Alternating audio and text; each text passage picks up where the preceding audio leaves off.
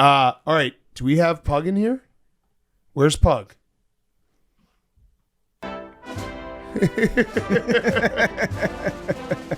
Ladies and gentlemen, from coast to coast, sea to sea, our president, the one and only, Pug. If you're Pug. watching on the video, he's waving. On today's Pardon My Take, we have a twofer for the people. We have AL Cy Young winner Tarik Skubal. Awesome interview with him. And then we have future and former Jets head coach Rex Ryan talking ball. We're going to do Week 12 weekend picks and preview. We have Thursday Night Football to discuss, which was almost the most Steelers game ever. And then the Browns and Jameis in the snow found a way. We're going to finish with Fyre Fest of the week. I think we have some business, too, from our president, Pug. So that will be in Fyre Fest. Doesn't Pug have to speak to the people? Max, doesn't he? He's got some business? Yeah, I didn't know that you knew about the business. I don't know the business. I just know Pug is planning on speaking. State of the pod. State of the pod. It is all brought to you by our friends at DraftKings. The NBA Cup is here. Boost your winnings every Tuesday and Friday with DraftKings NBA Cup Double Up promotion. All 30 teams split into 6 groups every Tuesday and Friday, playing for the right to advance in the single elimination in-season tourney, culminating in the NBA Cup Championship in Vegas. Opt in today to the NBA Cup Double Up offer, and you'll get 2 profit boosts to use on Tuesday and Fridays. Score big with DraftKings Sportsbook. Download the DraftKings Sportsbook app. Use code TAKE and opt in to NBA Cup Double Up promotion to score your profit boost pack. That's code TAKE only on DraftKings Sportsbook. The crown is yours. Okay, let's go.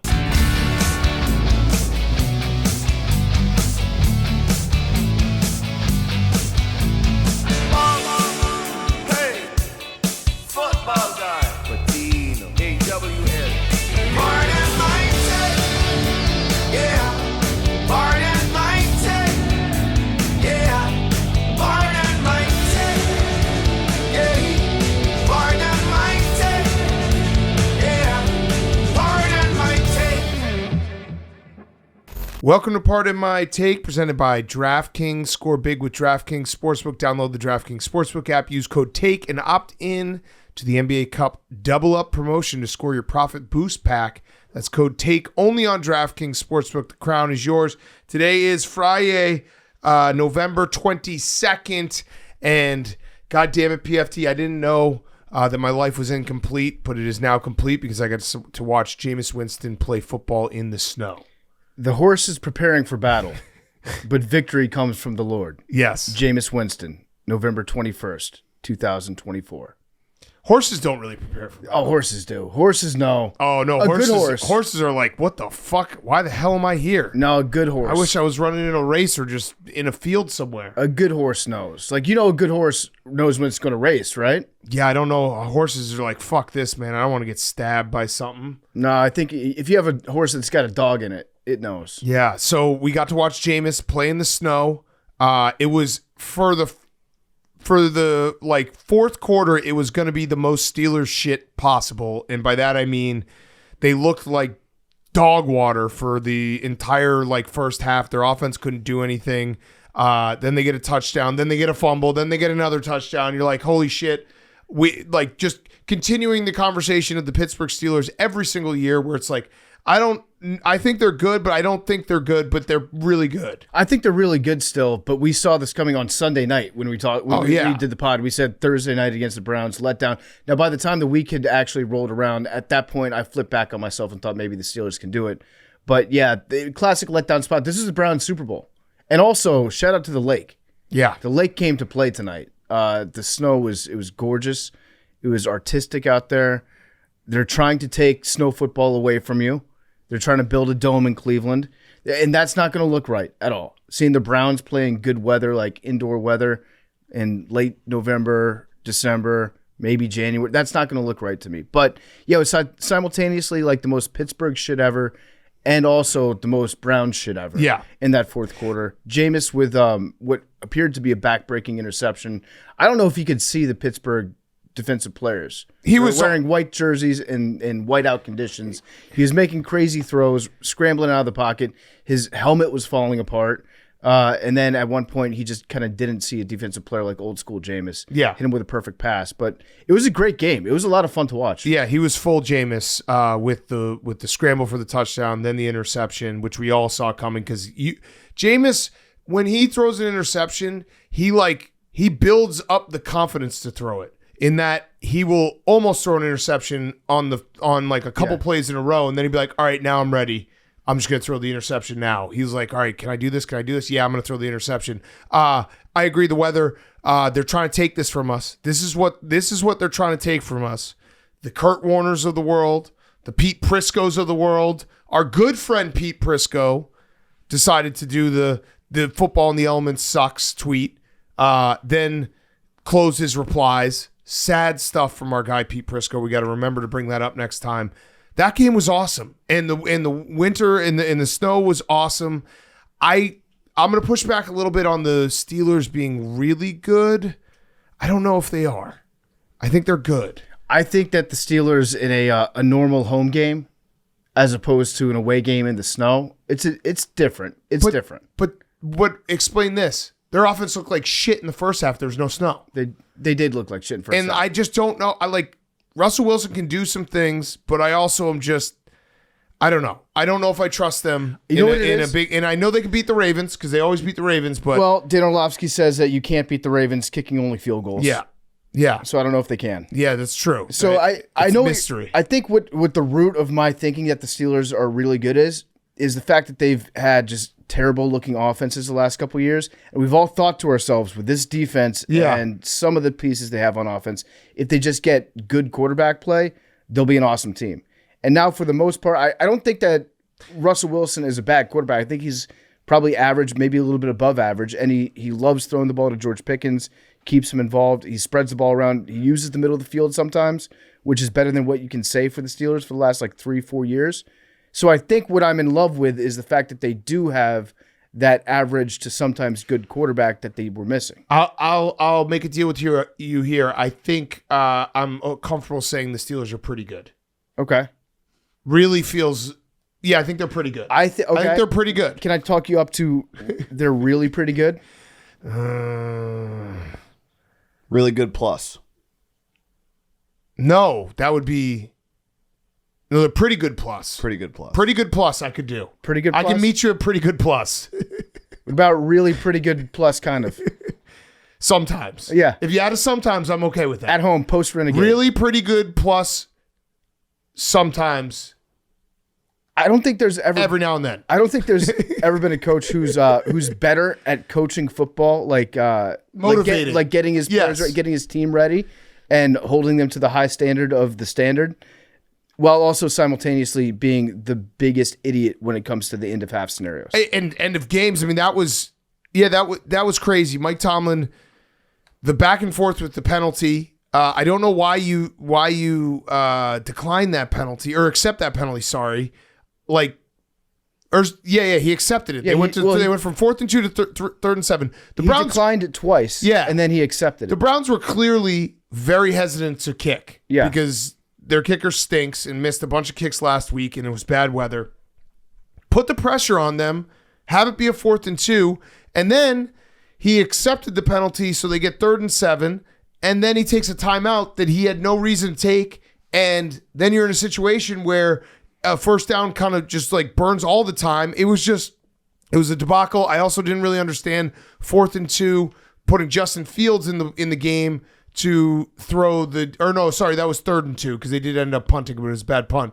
Putting Justin Fields to throw a deep ball to George Pickens, that's Russ's ball. And I don't know. The end of the first half too, the timeouts didn't make a lot of sense. Where he was he kind of always is halfway in, halfway out. Yeah, he didn't know if he wanted more time on the clock when he got it back. The timeouts were really strange. I would much rather have a coach that was like that than the other way around, though. Yeah, that could not motivate his team, but then during the games managed the game really well with a shitty team. Yeah. Like putting whipped cream on shit. Mike Tomlin's a really good coach, but this was a winnable game that I think the Steelers are going to be very upset when they look back at, because they have some really tough games left, because they have to play the Bengals, who are obviously still fighting for their life. They've been fighting for their life since week 1. Browns again, then Eagles, Ravens, Chiefs, and Bengals to finish. Tough. This could be the game where they look back and they're like, what the fuck was that? We should have won that game. We could have won that game. And it's the difference between winning the division and being like a 6 seed or something. Yeah, getting a home playoff game would be huge for Pittsburgh. Yeah, and so that was disappointing for Steelers fans. Disappointing, especially given the schedule coming up. I think I'm gonna stay strong in saying that they're pretty good plus sometimes. The one thing that does concern me with the Steelers, their defense. They have a very good defense. TJ hasn't really been anywhere to be seen for the last couple of weeks. Myles Garrett was a beast tonight. Myles Garrett was really good. But, And you know what I'm saying? Like TJ, Yeah. yes, he was getting double teamed a lot. He was getting chipped. They were keeping the tight end a lot to give 2 guys on him.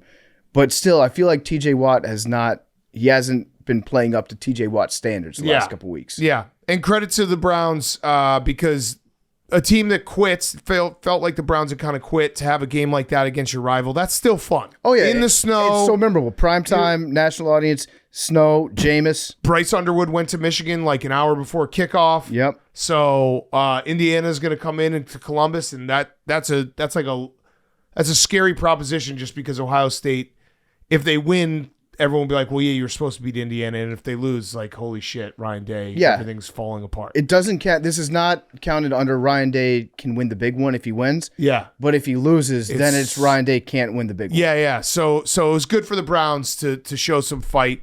Myles Garrett was everywhere. And Jameis is just fun. In the snow is fun. His pregame speech, actually, there were 2 of them. We get 2 pieces of content from Jameis before every game.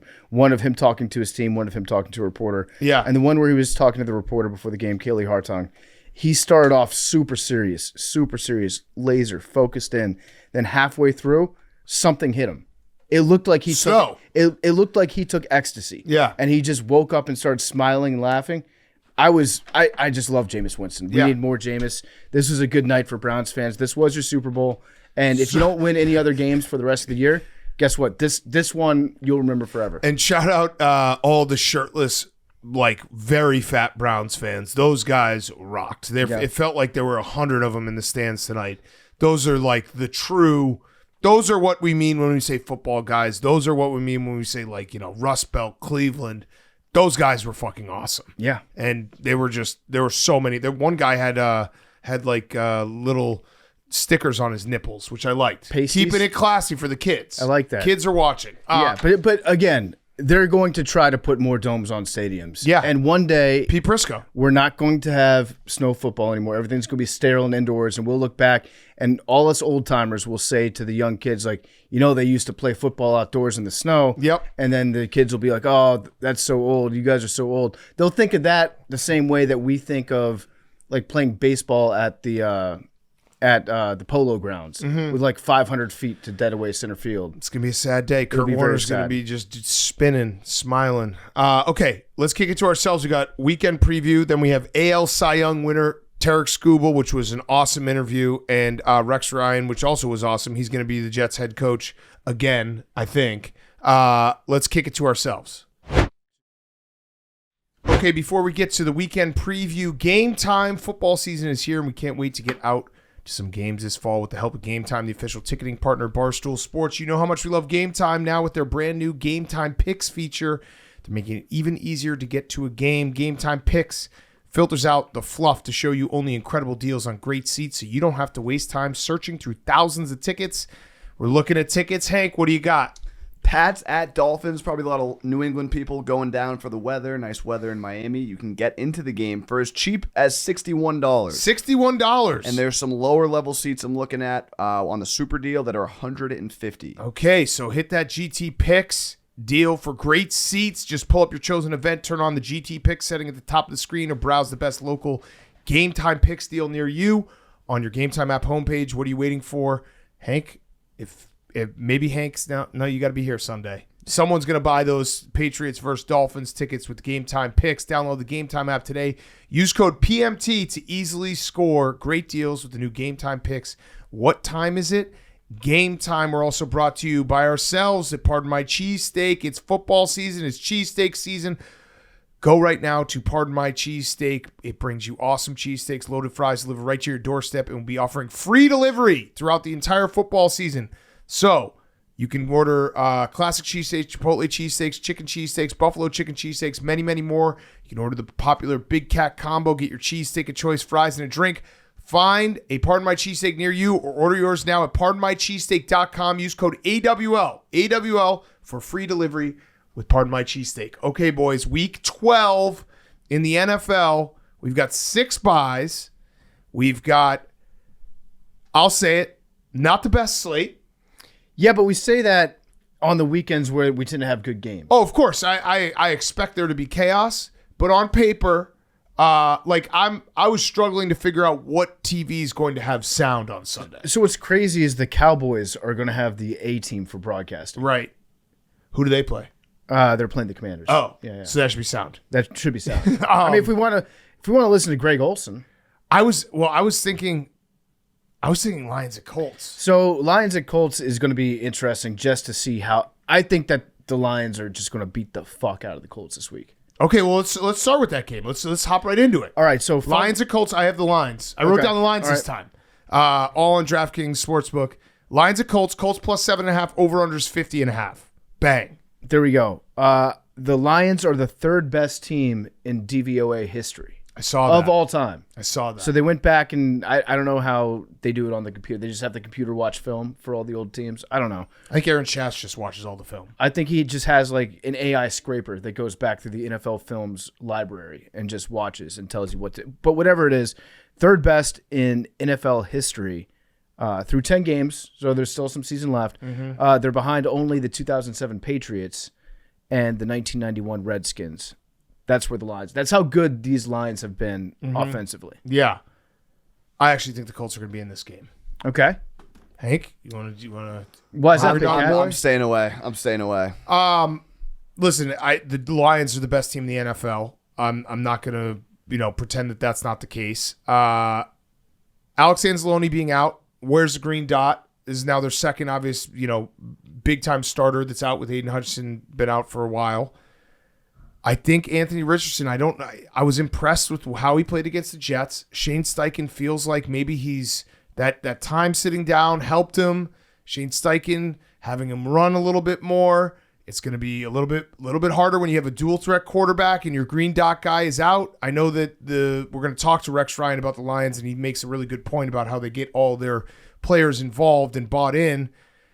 I don't think the Colts are going to win this game, but I think they're going to keep it close. And it might be the dumbest thing ever, but I haven't been bad. I had the Texans against the Lions. Texans covered. I had the Lions last week against the Jaguars that killed them. So it's not like I've been trying to go, I'm going against the Lions. I just think 7.5. Colts really need these games. Lions are really, really good, but it's hard to play a whole football season and dominate everyone. Yes, Hank? Does this go against, I feel like it goes against a lot of what you've said about Anthony Richardson and the Colts up to this point. Correct. I said last week he looked great after sitting for 2 weeks, and it felt like Shane Steichen had that good balance of how to use him correctly. So maybe he's a different guy. Like maybe he's getting better. Run the football, and then throw a deep pass. Yeah, like that was a game-winning drive against Jets. I'm not. Just because I have a take doesn't mean I can't be. No, I'm not going to you. I'm saying just because Whoa. Oh, I'm not. I'm telling you, just because I have a take doesn't mean I can't change it if he starts to be better. Agreed. So I thought that was a very impressive game against the Jets, and maybe they're starting to figure things out with Anthony Richardson. Yeah, so the key is going to be if they can run the ball. If Jonathan Taylor can run the ball. I forget how many touches he had last week. It wasn't nearly enough. Like they need to be successful long term. Jonathan Taylor has to run the football. And they're going to try to do that against the Lions. The problem is the Lions' defense is very, very, very good against the run. Now, Anzalone being out, that makes a big difference. Yeah. That we'll see who's going to fill in for him. Is that going to be Rodrigo? Might be, let's see. They have another guy. I don't know who's going to wear the green dot. And again, the Lions are really, really good. Their offense is a problem. Like, this could be a game we turn on and the Lions just do what the Lions do and just dominate them from start to finish. I just think this is one of those situations. The Colts have their back against the wall. They look at the playoff picture. They got to win some of these games down the stretch. And it's a little bit of, if the Lions keep blowing everyone out, like, everyone's going to be like, oh, well, that's easy. Mark it as a win. Yeah. -7.5. The Lions are my until further notice team. Yeah. Until But again, they further didn't notice, cover against the Texans. I'm going to assume that the Lions will beat anybody. That was like a historically bad game from Jared Goff, too. Could They happen. still won. No hungry dog for this? No. I thought I could maybe get you enticed. No. Oh, you've been burnt by the Colts with the hungry dog, too. And the Lions, like after last week, I got beyond burned. Pants. So I'm just going to stay away. I But think- Jaguars I are think really bad. You're going to like the Hungry Dog this week. Oh, Interesting. So Bears? maybe? Definitely. Maybe? Definitely, maybe. Definitely. Did you see everyone, all the Lions, or a couple of Lions players changing their Instagram avatar to Dan Campbell wearing the biggest pads ever in high school? No. Look it up. Look it up, Max. It's the funniest picture. They are the biggest pads I've ever seen in my life. And I mean, Dan Campbell looked like a beast. There's a picture too of Dan Campbell from his basketball team in high school, and he's just alphaing the coaches. He's got his hands on the coaches' shoulders in the team picture. It is crazy that people used to play football in those pads as recently as like when we were kids. There it is. The one all the way in red. The one in red. Yeah, that's pretty good. That one. Yeah, look at Yeah. those. Those are the biggest pads I've ever seen. That looks like when Tom Brady would put that giant coat on the sidelines when it got too cold outside. And then click on the basketball There's picture. 3 kids underneath. Yeah, yeah. He's like Inspector Gadget. Click on the basketball. Look at that. This is a team basketball photo, and he's just got his arms on both of the coach's shoulders. He's the coach, yeah. Yeah, he's just been an alpha from day one. I love that. Yeah, I love it. I mean, they'll die for him. I could be foolish. I'm not. It's not like, ooh, I think I see something wrong with the Lions. The Lions are just really fucking good. 7.5 is a lot of points, and maybe the Colts can keep it close. Until further notice, I would be betting on the Lions. Until they show me otherwise. It also would be on brand for the Lions to do this the week after. Right. Like, I'm staying away, but it would like Oh, you're starting to say the NFL makes no sense again. no, I'm just saying it would be It's- fitting. What you're saying, and I agree with, and if you've been watching the NFL for a very long time, you have to remind yourself this over and over and over and over and over again. You're never as good as you were last week. You're never as bad as you were last week. That's just how you have to look at every single game.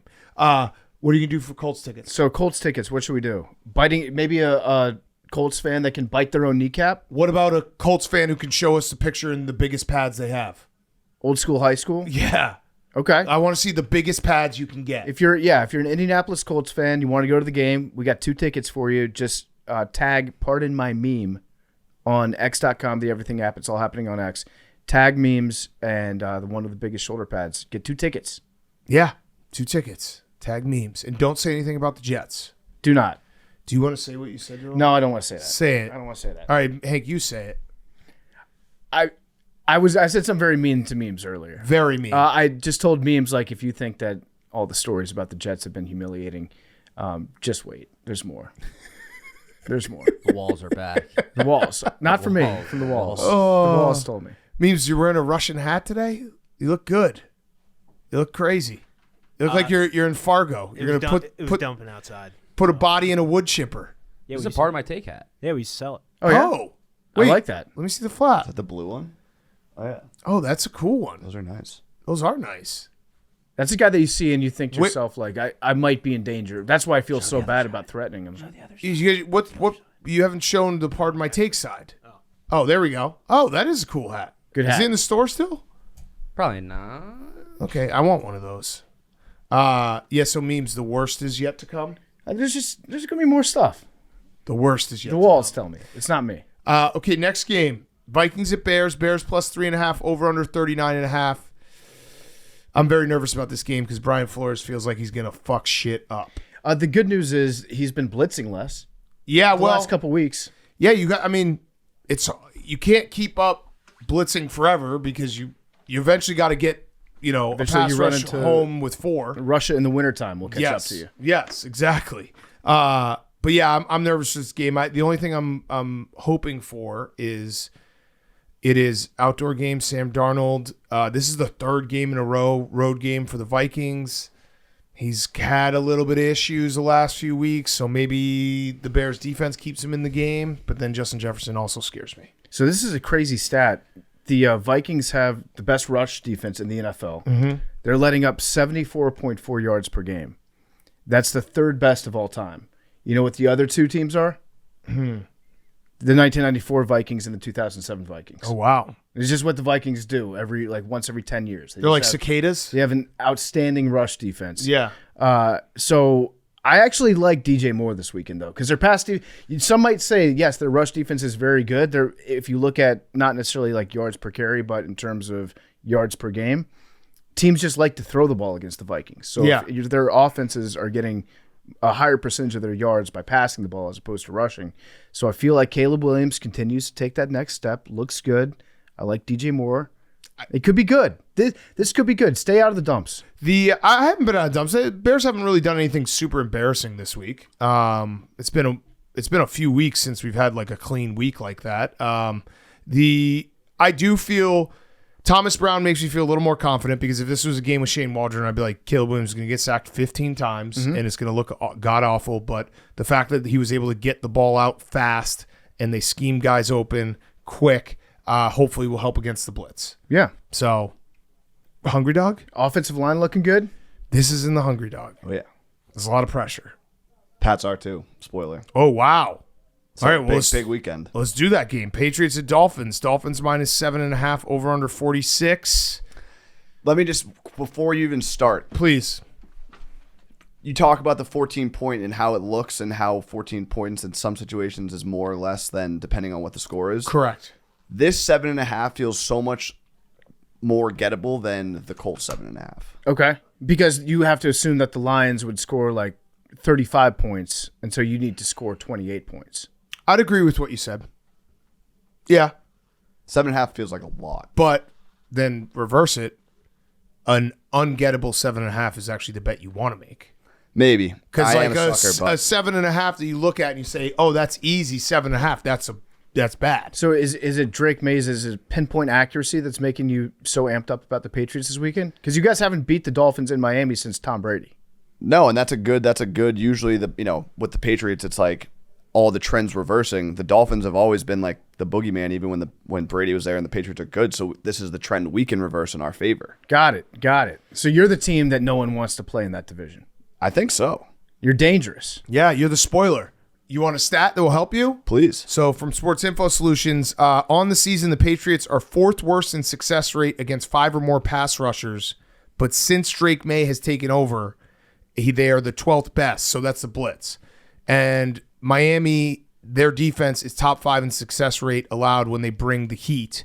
So this is actually not a bad matchup. Drake May is good against the blitz, has improved this team overall against the blitz with his feet. Yeah, I mean, I'm not going to probably not bet this game, but I would, if I had to, I'd probably take the Patriots plus 7.5. I've also become a big graphs guy. There's a lot of good graphs for Drake May. Yeah, those are the graphs that I just mute. Yeah. The Because ones- I see a graph that's bad, and I just It's I like go it's like making plays out of the pocket, and then Drake May is in the top right with like Lamar Jackson and, Right. and You're Joe Talk about Burrow. the ones that have like the headshot of your quarterback, depending on where they are on the the graph. Yeah. or the EPA. There's like 4 quadrants. I just Yeah. clicked the not interested in this information button. Some of them are just too confusing for me. I can't. I don't think I'm reading any of them correctly. I just Yeah. know where Top he's right. bunched. Top right. The quarterbacks he's near. I'm like, I like this graph. This is a good graph. You want to be in the top right, and you never want to be just like completely by yourself, no matter what quadrant you're in, Yeah. because it feels like something weird is about to happen. We should start making graphs where the good part is bottom left. Just confuse people. That would fuck you up. I don't know how to make a graph, but if you could. So, Hank, week 5, you remember this matchup? Mm-hmm. You remember who was starting at quarterback for each team? Nope. Jacoby Brissett. Jacoby Brissett and Snoop Huntley playing quarterback. The Dolphins win 15-10. Which team do you think had the better upgrade? Bigger upgrade, Tyler Huntley to Tua or Jacoby Brissett to Drake May? Tyler Huntley to Tua. Bigger upgrade.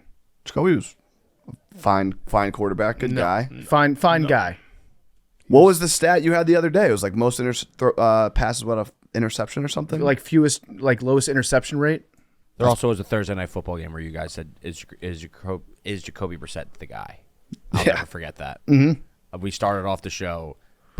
Browns. Today is blah, Yeah, blah, that makes blah, sense. and Yeah. Jacoby Brissett may be Yeah. the guy. Well, we asked the question. That's what we do with National Sports Podcast. We ask the questions. questions. We start the discussions. The answer to that was no, which, by the way, congratulations to us for nailing that. Mm-hmm. I also think at the start of the year, I said Jacoby Brissett will get you 7 wins. You said 7 or 8 wins, and then I looked it up, and it was like, ooh. Yeah, so I don't think he ever has done. I still do have that future that I haven't cashed out of yet, lingering there. Patriots over 5.5 wins this season. Hey, they could win a couple more games. Yep. Jacoby Brissett is exactly what we should have said. But Amidst all he that, can contribute to the NFL. Snoop Huntley, no offense. Yeah, no. Jacoby Brissett is great for a spot start. What did you say? Maybe 2. No offense or no offense? Both. Both apply. Hey, I mean, Tyler Huntley almost won a playoff game in Cincinnati. Tyler Huntley, Pro Bowler. Yeah. Yeah, Yeah. when like everyone dropped out. You remember that? COVID? No. It was Yeah, like yeah. 2 years ago, 3 years ago. Tyler Huntley made the Pro Bowl. Oh, we should do that. Set a reminder, Hank. Let's say July, 3rd week of July. Let's make the worst Pro Bowl team ever. Okay. Because like these are ridiculous. Like, you know, Mitch made a Pro Bowl, Mac Jones made a Pro Bowl. We should make the worst Pro Bowl team ever. Okay, so Tyler Huntley, this was the 2022 season. He made the Pro Bowl in which he started 4 games, and he passed for 658 yards with 2 touchdowns. And just every other player was like, no, thank you. Yep. That That gives Bowler. me hope that one day I could make a Pro Bowl. Yeah, enough people say no. Okay, so Hank, you feel good about this game? Yeah, I'm excited for it. Good. I'm happy you're excited. Win in Miami. Beat the Dolphins. Run the table.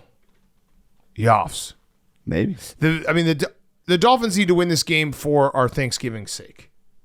So Thanksgiving is Bears-Lions, which should be a disaster. Giants-Cowboys, which is gross. And then Packers-Dolphins at night.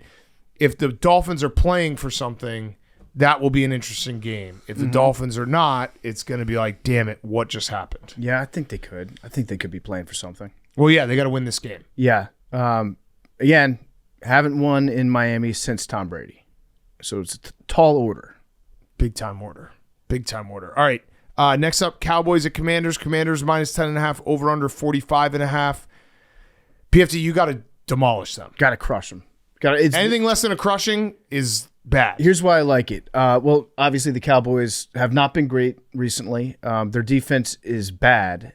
It seems like Dan Quinn took not only himself out of Dallas's defensive equation, but also he brought a lot of guys from Dallas that followed him to DC. I feel like they're going to be more into the whole revenge thing than the Cowboys. The rest of their defense being like, "Oh, fuck these guys," you know. Yeah, I want to see 30 points on offense. I want to see under 20 points on defense. Then I'll be very, very happy. Yeah, the Cowboys are on quit watch, officially quit watch. They have Trey Lance packages, which you got to be worried about. Very worried. I'm happy that Trey Lance isn't starting, just because you don't know what you're going to get with Trey Lance. It's true. You know what you're going to get with Cooper Rush. I also think that the Commanders, like Jaden Daniels, feels like he's finally healthy because he practiced full week practice, got a little mini bye. You got to kill him. At what point should I start to be concerned if Lattimore's not playing? Ooh, good question. Because I saw that he didn't practice on Wednesday. He was doing like sideline drills on Thursday. I'm very excited to get Marshawn Lattimore into the secondary. I'm excited to see what changes he can bring to the defense because we need another cornerback, big time. And I feel like I've been very reserved, being like, it's fine. He's going to be healthy. He's going to be great when he's healthy. At what point should I start to be like, did we get fleeced? After this game. Because in theory, it doesn't matter if you have him or not, and you need him for the playoff run. Yeah. Mini bye. Commanders coming off a mini bye. Haven't had our bye week yet. We've got a bye week in December, which is fucking insane. It's crazy to wait this long. So I don't know. I feel like this should be a game where the Commanders come out and beat the fuck out of the Cowboys. You have to beat the fuck I want the out Cowboys to hate me. You have to beat the fuck out of the Cowboys. And what stinks is I want these rivalries against the NFC East that hasn't given a shit about the Commanders over the last 25, 30 years. yeah. But this is not even the year that I can reignite the rivalry with the Cowboys because I feel like the Cowboys have just straight up given up on Yeah, the they season. stink. And their They offensive absolutely line stink. is a mess. I think they've got three subs coming in this week. Yeah. Eagles fans are obviously rooting for the Cowboys, right? Yeah. Yeah, for sure. Have to. Yeah, rent free. Rent free, Max. Rent free. Maxi. that's just math. Ding dong. That's just math. By the way, the Commanders and Cowboys, they're the opposite of the Steelers and the Ravens. Since the beginning of 2019, they've played each other 10 times, with 9 of those 10 meetings having a final margin of 10 points or more, and 8 of 10 with a margin of 15 plus points. Yep. So this is not the Ravens and Steelers. So even though it's a big spread, it's okay. And I do like, there's been some good vibes shifting in DC this week. So we're trying to build a new stadium because our current stadium falls apart on opponents and leaks sewage. So we're trying to get a new stadium in the next 5 years. And something passed through the Senate this week saying that the DC City Council can now lend out the RFK Senior Stadium to the Commanders if they want to. Oh, so they'll use that temporarily. So it would be like a 50 or 100-year lease. Oh, got it. That they would give to Josh Harris to build a new stadium there. Got it. And having a stadium that's in the city is going to be so fucking awesome. Yeah, that'd be awesome. Yeah. Okay. The second that Dan Snyder sold the team, the Senate and the DC City Council said, we're open to negotiate now. They just said we don't want the stink of you inside of our city. But he gets out. Now they're cool with it. We're tired of dealing with that asshole. Yes. Bucs at Giants. Giants +6 over under 41. I feel very bad for Drew Lock. Yeah. What's going on with Drew Lock? Did he do something bad to Brian Daboll?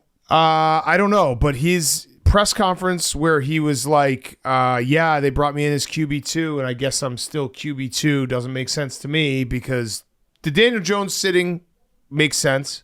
You don't want to have to pay this guy more than you've already paid him. It's over. But Drew Lock was the number 2. And then you're saying, no, actually, it's Tommy DeVito who's going to be the quarterback.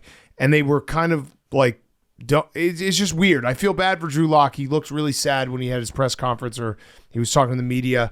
And then there's also like weird things coming out from all the teammates. Dexter Lawrence said, talking about Daniel Jones, he's the QB1 to me. He's the best quarterback on the team. And then there was a report, one offensive player said, we're not idiots. They did it because of money. So be it. But Daniel has been all class, never complained, is now being completely disregarded. The team record is bad. You can't point fingers everywhere. To try to blame him as trash and making him third string is weak as fuck. Mm-hmm. So, yeah, it feels like there's... And then there was a real quick cleanup that Dexter Lawrence said that he talked to Daboll, and Daboll hasn't lost the locker room, which, if you know, we have a theory, and it's, I think, proven true. If you have to say someone hasn't lost the locker room, that means they've lost the locker room. Yeah, so real quick point of clarification there. Daniel Jones is not the third-string quarterback. Yeah. He's the fourth-string quarterback now. Yeah. So they signed Tim Boyle. Yeah, that was the player just saying it's bullshit, he's third. Yeah, so he's now fourth, which is, it's crazy, but I understand it. If you're going to bench him, then you don't want him coming into the game and getting injured. I get that. But what doesn't make any sense to me, and I like Tommy DeVito. He was fun for a couple games last season. Mm-hmm. Drew Lock is a spark quarterback. He's a guy that will go in there and he'll just try to force the ball into any tight window, make some awesome throws, some really boneheaded mistakes too. But he's like the definition. If he has a good day, he's the definition of a good spark quarterback. And they just passed that up for Tommy DeVito. I don't know why. I think they're trying to lose. Are they trying to sell tickets? I think they're trying to lose. Get the Italians? Maybe, but you could just get Rizzler to come to the game. That's true. I think they're trying to lose and try to tank for a quarterback. Yeah. Which would make sense. Also, I like the Bucs regardless of who they're playing this week because they're getting Mike Evans back. Correct. And they've been playing everybody really tough. And they've had a hard schedule recently. Yep. And they've been competing really, really well against some very good football teams. Yeah. And so now this to me feels like the Bucs like finally being able to be a competent all-around offensive football team. And I feel bad for whichever team they were going to play this week. It will be interesting. Tristan Wirfs is a game-time decision. That will be big because the one thing with the Giants, and they still have it, is their defensive line is very good. So Baker under pressure, not my favorite Baker. But I agree with you. Mike Evans coming back's got to, for Baker, it's got to be like, this is incredible. Yeah. I could now have a guy who's super tall and gets open all the time. Also, we should mention that Daniel Jones, he hasn't been completely cut out of the practice. He's getting reps at scout team safety. So the old Mac Jones, that's got to be very sad. I feel bad. You know what? I feel bad for Drew Lock. Drew Lock's the only one I feel bad for. Daniel Jones made a ton of money and has been bad for 6 years, and he should just be happy. He's going to live an awesome life. doing whatever he's doing. I feel like he is the rare first round draft pick that could slide seamlessly into being a number 2 quarterback for a long time. Yeah, but Daniel Jones is gonna have an awesome life. He's probably gonna have like super athletic kids. One of them is gonna be a better quarterback than him. Yeah. He's gonna have hundreds of millions of dollars to just hang out, get a hot wife. He's gonna be fine. Drew Lock, like he doesn't have a lot of chances. If he's not gonna get a chance here, where's his next chance? I like that take because you're doing the same thing that the Giants did with Drew Lock, or excuse me, with Daniel Jones, but you're saying like just give Daniel Jones children some time. Yeah. His kids will develop. Yeah, exactly. He will. He came. Remember on draft night? Yeah. Came from a very athletic family. Yeah, so let's sign his kids to a future contract. Yeah. Okay. Chiefs at Panthers. Panthers plus 11, over under 43. Hank, do you want to? Nope. Oh, boo. This is the NFL makes sense game? Maybe if the Chiefs had won. But I had the Chiefs. No. I'm not getting burned by the Chiefs twice in 2 weeks. I mean, in their last one, the Chiefs are 0-1. The Panthers are 1-0. Yeah, and the Chiefs need to bounce back, and this is the perfect team to bounce back against. Yeah. Isaiah Pacheco. Possibly back. Patrick Mahomes is 0-3-1 as a road favorite of double digits. Does that make it a little interesting? 0-3-1 against the spread? Against the spread. No. Okay. How about this? Because it's hungry dog. The Chiefs True. are 1-4 against the spread in their last 5 games. You don't make money betting against the Chiefs. Well, no, I Thielen's back. just said the Chiefs are 1-4 against the spread in their last 5 games. So you actually literally do. You'd be swimming in money. We're talking hungry dog. You would be rich. My mind only thinks I think wins. the Panthers might Wins stick and around in this losses. game a little bit. A little bit. Not a full bit. I'm saying Like a quarter, like a Jaguars? down 6.5. Oh, okay. Yeah. up 3-0. Jaguars Could up be 3-0. up 3-0. 10 minutes in, Jaguars had the lead. But they will not win this game. It would be crazy. It would be What will we think of the Chiefs if they lose to the Panthers on Monday? well, if you're looking ahead to future takes, this is the game where if the Chiefs lose, then you'll start to get people saying, I don't think that the Chiefs can win a Super Bowl. Yeah. They've got real problems. So maybe the Chiefs want to lose this game. They might want to. Because They they're might really not desire. enough. Yeah, not enough people are saying that the Chiefs can't win the Super Bowl this year. Like the Chiefs right now, they've gone through a little adversity. They've had some bad injuries. There's an FBI memo that got sent out to all professional athletes saying, watch out, there's a South American gang that's robbing your houses when you're gone. Because Mahomes' place got broken into, Kelsey's place got broken into. And this is an away game, so they might be thinking about, oh shit, let me just check my ring cam real quick. But if you're looking for the media to start doing the thing that they do every single year, which is saying the Chiefs, this team isn't good enough to win the Super Bowl again, this would be a game that you would want to lose. So, or even, I could even see them maybe winning it with like a last-second field goal with their backup kicker. Yeah. And then be like, well, they won, but they're not looking good. Yeah. And then they'll win 3 Super Bowls in a row. Harrison Butker not kicking? Wasn't he hurt? Wasn't he hurt last week? He was hurt last week. I just don't know when he's coming back. Yeah, he went on IR. Okay. So yeah, he's out. So yeah, that's maybe that's the story. Is like, oh, the Chiefs found another kicker, Yeah. or Kelsey kicks a game-winning field goal. Harrison Butker's at home with a shotgun right now. Yeah. Not my house. No. Yeah, he's protecting the land. Okay. Last early game, like I said, it's not the bad. Do you guys think? What do you think for Sounders? Should we just test out a couple games? I Commanders. That's a 10.5 point spread. That's the biggest spread of the week. The A team though, and it's the Commanders. Okay. Was it it's Greg, right? I feel like that's Greg. Or is it Tom Brady? Tom Brady's the A team. Yeah, but which What you one? said? Oh, I was just Greg going off is my what you- A team. I was going off what you said. No, that's yeah. I don't know. Maybe we should do a blind poll when everyone gets in. Yeah, I mean, I mean, I'd be votes down. again. Bears are in the hungry dog. I'd be down for Vikings Bears too. I don't want to subject people to that. How I about- want just a good game. I think Vikings Bears will be a It good is a game. low spread.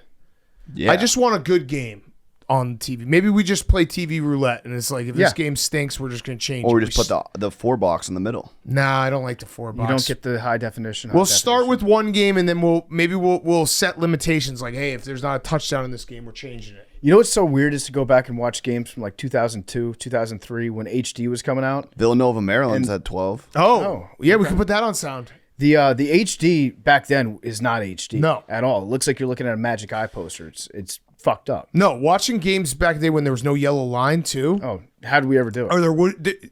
I was watching a Florida State Notre Dame game from the early 90s the other day, and there was no score on the screen. You just had to guess. Yeah, how's that happen? They just pop it up every 5 minutes. When did the line? I always remember the line. When did the line become The line a thing? came Hank, around. Do you remember a time before the line? No.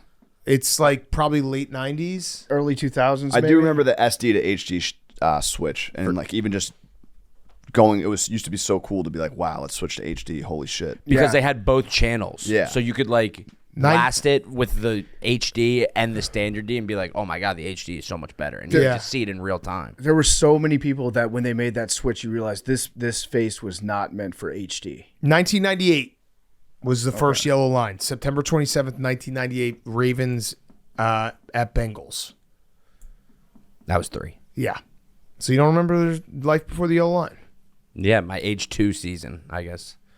I was You just had to sleeping on it. guess. You had to kind of guess. That stinks. And they would literally not put like the score and the time. They would just put it up every now and then, down in distance. Just kind of have to keep it in your head a lot. The best part of every game around this time of year is when they come back in from commercial and they'd have the Thanksgiving score bug up. Yeah. Or the autumn score bug. potpourri. Yeah, the cornucopia. Yeah. Reminding you what season it is. Yeah. Okay. Titans at Texans. Texans -8 over under is 40.5. Hank, I like a lot of bad teams this week. You love the Titans. I'm not going to do it. I do like their defense, and I'm still like leery of the Texans. Here's a fun fact though, from Brett Coleman. So this is why I'm not going to bet the Titans. The Titans have punted 48 times this year, 6th most, and the average return against them on those punts is 17.3 yards. Their average net is only 37.4 yards. As a high punt volume team, that overall loss of average yard field position per drive is staggering.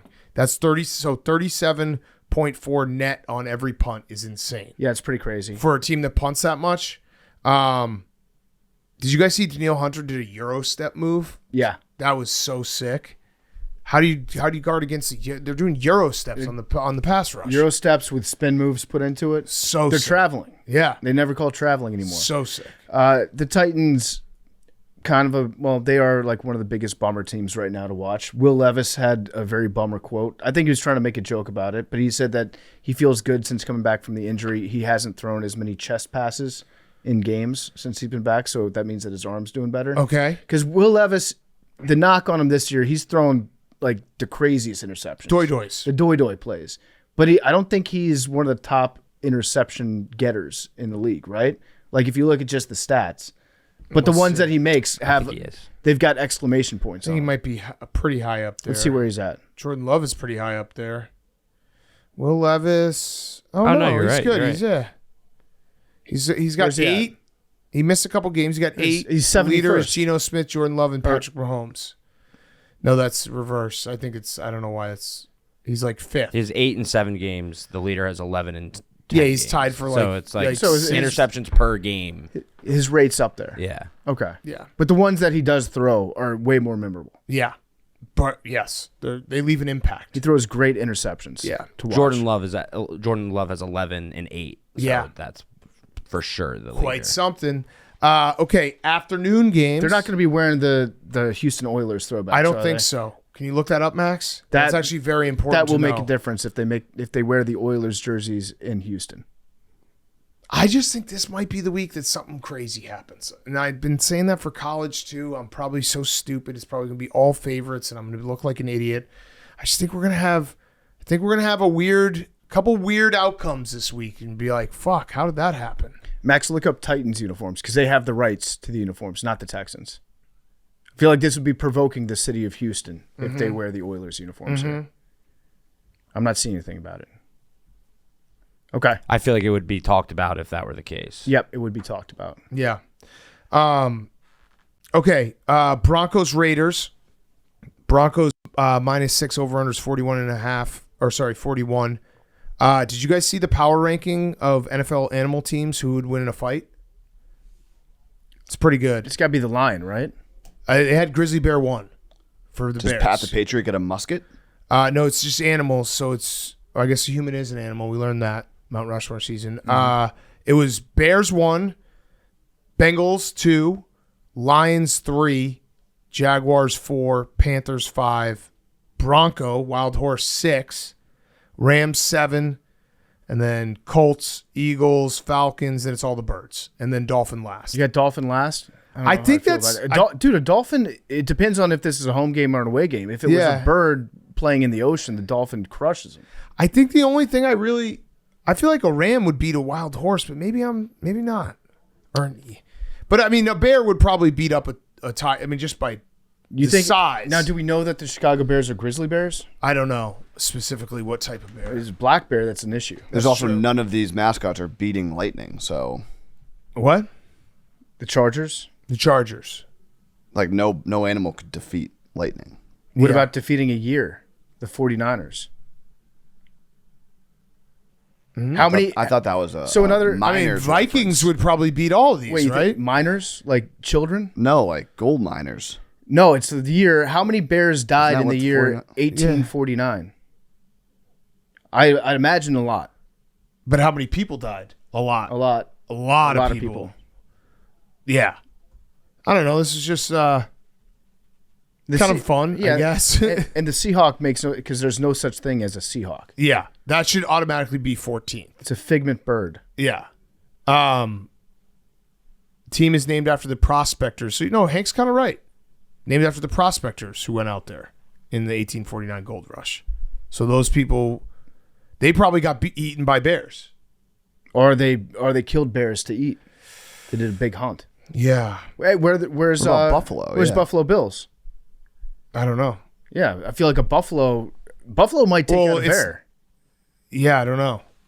The Buffalo would not take down a bear. I think it would. What? You know how big buffaloes are? Buffaloes are huge. You have no idea what you're telling on yourself for not ever seeing a buffalo. But a buffalo doesn't, what are they going to do? Just try to eat them? They've got horns. Yeah, and a bear has claws. A buffalo runs directly at a bear, downhill behind its pads, steamrolls them. How big is a buffalo? 1,300 pounds. How big is a grizzly bear? Probably bigger. 350 more. Wait. Right, it says right there, grizzly bears prefer to hunt large adult bison. The bear likely loses to the buffalo. Very large males can weigh 2,000 pounds, far beyond the weight. Wait, it says not a grizzly bear. A grizzly bear hunts bison for food. That's what they do. That's the AI. But you're overview. also just being given grizzly bears. It's well, not like it took grizzly bears. It's not like you're the Memphis Grizzlies. You could have been the Chicago Grizzlies. I think a bear would beat a bison. Bison are also like they just kind of sit around. They don't do anything. It says adult female bisons can wait, and they're. It says wolves can kill bison. Well, yeah, wolves can also kill bears. 14 wolves. Yeah, bears can kill wolves. I ain't seen a bison do anything crazy, dude. A bison. You seen a bison do something crazy? Yeah, that's why they put up the signs in Yellowstone, because every year bison run over Japanese tourists. Yeah, I mean, humans would lose it. Well, not me. I'm built different. I'd beat all these animals. But that's just me. This is from Quora. They're never wrong. This person says that personally, I feel like the buffalo would defeat the bear. Oh, okay. So there we go. Personally. They've got sharp, deadly horns. The horns could easily stab a wolf and also a grizzly bear. The horns would likely get through the fat. Should we watch this whole minute 30 video? Yeah, called I think Grizzly Bear versus American. NFL preview. Animal A versus Animal B. Who would win? Today, we pit the powerful grizzly bear against the formidable American bison. Both titans of North America, they boast impressive physical attributes and unique abilities. The grizzly bear, weighing up to 600 pounds and standing 7 feet tall on its hind legs, is a ferocious predator known for its incredible strength and endurance. With a bite force of 1,200 psi and claws up to 4 inches long, it can tackle large prey and defend itself effectively. Grizzlies are also agile, capable of running up to 35 miles per hour, and possess sharp senses of smell and hearing. On the other hand, the American bison, North America's largest land mammal, can weigh over 2,000 pounds and stand 6 feet tall at the shoulder. Its sheer size and muscular build make it a formidable opponent. Bison are known for their speed, able to run at 40 miles per hour, and their thick, curved horns, which can grow up to 2 feet long, are lethal weapons. They roam in herds, displaying complex social behavior and utilizing their strength to fend off predators. In a hypothetical confrontation, the grizzly bear's agility and predatory skills would offer a significant advantage. However, the bison's size, speed, and horned defense are not to be underestimated. Ultimately, the grizzly bear's versatility and relentless attack strategy might edge out a narrow victory. Thank you. But it would be a hard-fought battle. That's fine. Animal A. Never said it'd be easy. This person's full of shit. Yeah. Shout out Clash of the Beasts. Also- no, I think we just have to go off. Yeah, of we Clash have to of go the off that. Beasts Also, point of order. The Bears, the face bear logo is a grizzly bear. Like that's a grizzly bear's face. And technically, the Buffalo Bills are not named after buffaloes or bison. They're named after Buffalo Bill, a frontiersman With a gun. with a gun. That probably hunted bears. Yeah. So that's probably why they didn't put a bison on there. Okay, that's a fair point to make. Yeah. I feel like the bison is on. You know what?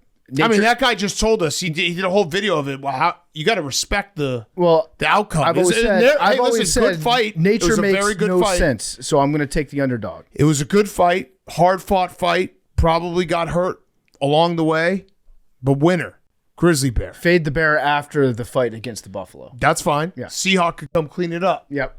Yeah. All right. So Broncos Raiders. I forgot that's what game we were talking about with this. Give me the Broncos. Okay, yeah. The Raiders offensively just get the ball to Brock Bowers, continue to do that. Yeah. Defensively, I don't know what the fuck they're doing.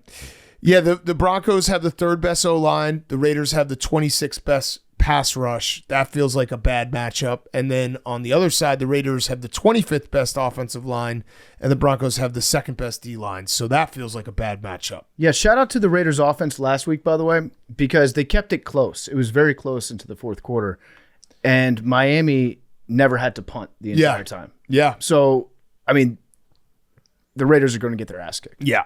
Yeah. But we'll monitor Shedeur Sanders' Twitter feed. Yes, that will be very important. That will probably be the most important part of this game. Yep. Okay. 49ers at Packers. Packers -1.5, over under 47.5. Jordan Love has been intercepted in each of his first 8 starts. First time that's happened since Case Keenum in 2018.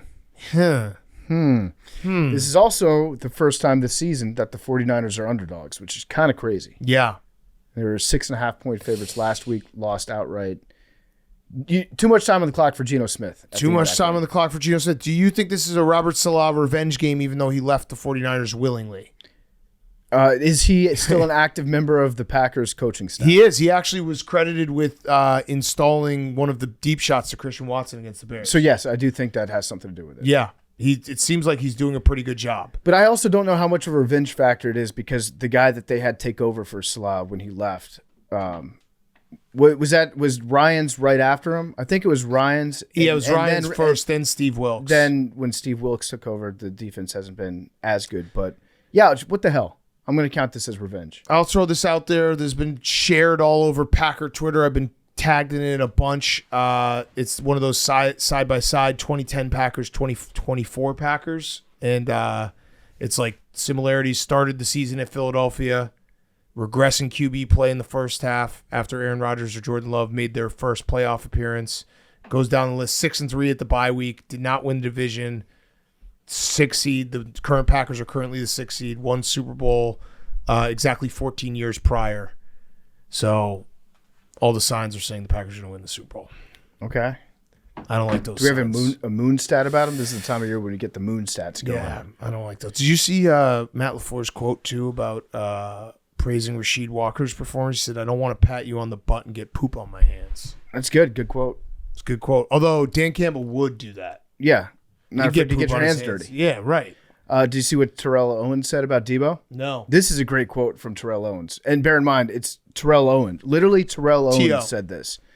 Debo's not playing up to Debo standards. Debo seems like he's more focused on his pregame attire than he actually is the game. If we can shift that focus, maybe we can energize and create some more production from an offensive standpoint. Oh, Terrell Owens said that Debo is too concerned with the off-the-field stuff. okay. And he needs to focus on his playbook. Terrell Owens. What we all turn into the old man take at some point. Yeah. T.O. says it. That's exactly right. Kittle's going to play. Love that. He's a Bears fan still at heart. He's like, I'm playing the Packers. I'm going to play the Packers. There's also some weird, like, 49ers fans being like, maybe Shanahan, it's the end if they don't get to the playoffs this year, which, please. How many teams? How many teams right now? I would let Mike Shanahan be the GM and Kyle Shanahan can be the coach. If it was a guarantee Oh, my God. that your team could get Kyle Shanahan as head coach next year, how many teams would fire their coach? I think it's Half. I think more. Probably more, but, like, I'm just saying half just, like, if you just hired someone and you're like, oh, he's kind of doing okay. But a lot. Yeah. A lot. Yeah. I mean, it would be crazy if they. I don't think it's going to happen, but it'd be crazy. It would be nuts. I don't crazy. I don't think it'll happen either. Yeah. This is also a battle between two bad red zone teams. Packers are like 47% scoring touchdowns in the red zone, and the Niners have struggled, but they have Christian McCaffrey back now. I like the Niners, but that's just because I see these two teams and I pick the Niners. I don't know if Brock Purdy's hurt because some of the stats you could point to from last week especially might suggest that. So he didn't throw the ball beyond 20 yards at all, and he only had 6 passes that went from 10 to 19 yards. So 19 targets were less than 10 yards. So I don't think he's hurt.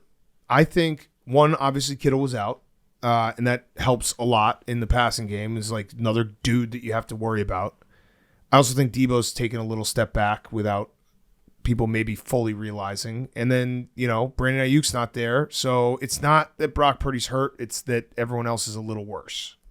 But they're not going downfield. That's the thing. Yeah. But that's because, like, Debo's not able to get open. George Kittle's not able to take pressure away from Debo. Like, I think that's it all the parts mixed together. I think they'll look better with Kittle on the field. You're probably right. Yeah. Okay. Last afternoon game, Cardinals at Seahawks. I'm ready to fully believe in the Cardinals. You going to crown their asses? I might crown their asses. Crown their ass, Big Cat. I don't know. Listen, I probably won't bet this game because you never know what Seahawks you're going to get. Mm-hmm. They are the ultimate trick-or-treat team. Could it be Geno looking incredible, or could it be Geno running after snaps that get thrown over his head and getting safeties and that shit? I just know the Cardinals feel like a very sound football team through and through off the bye week. They see it. Their eyes are there.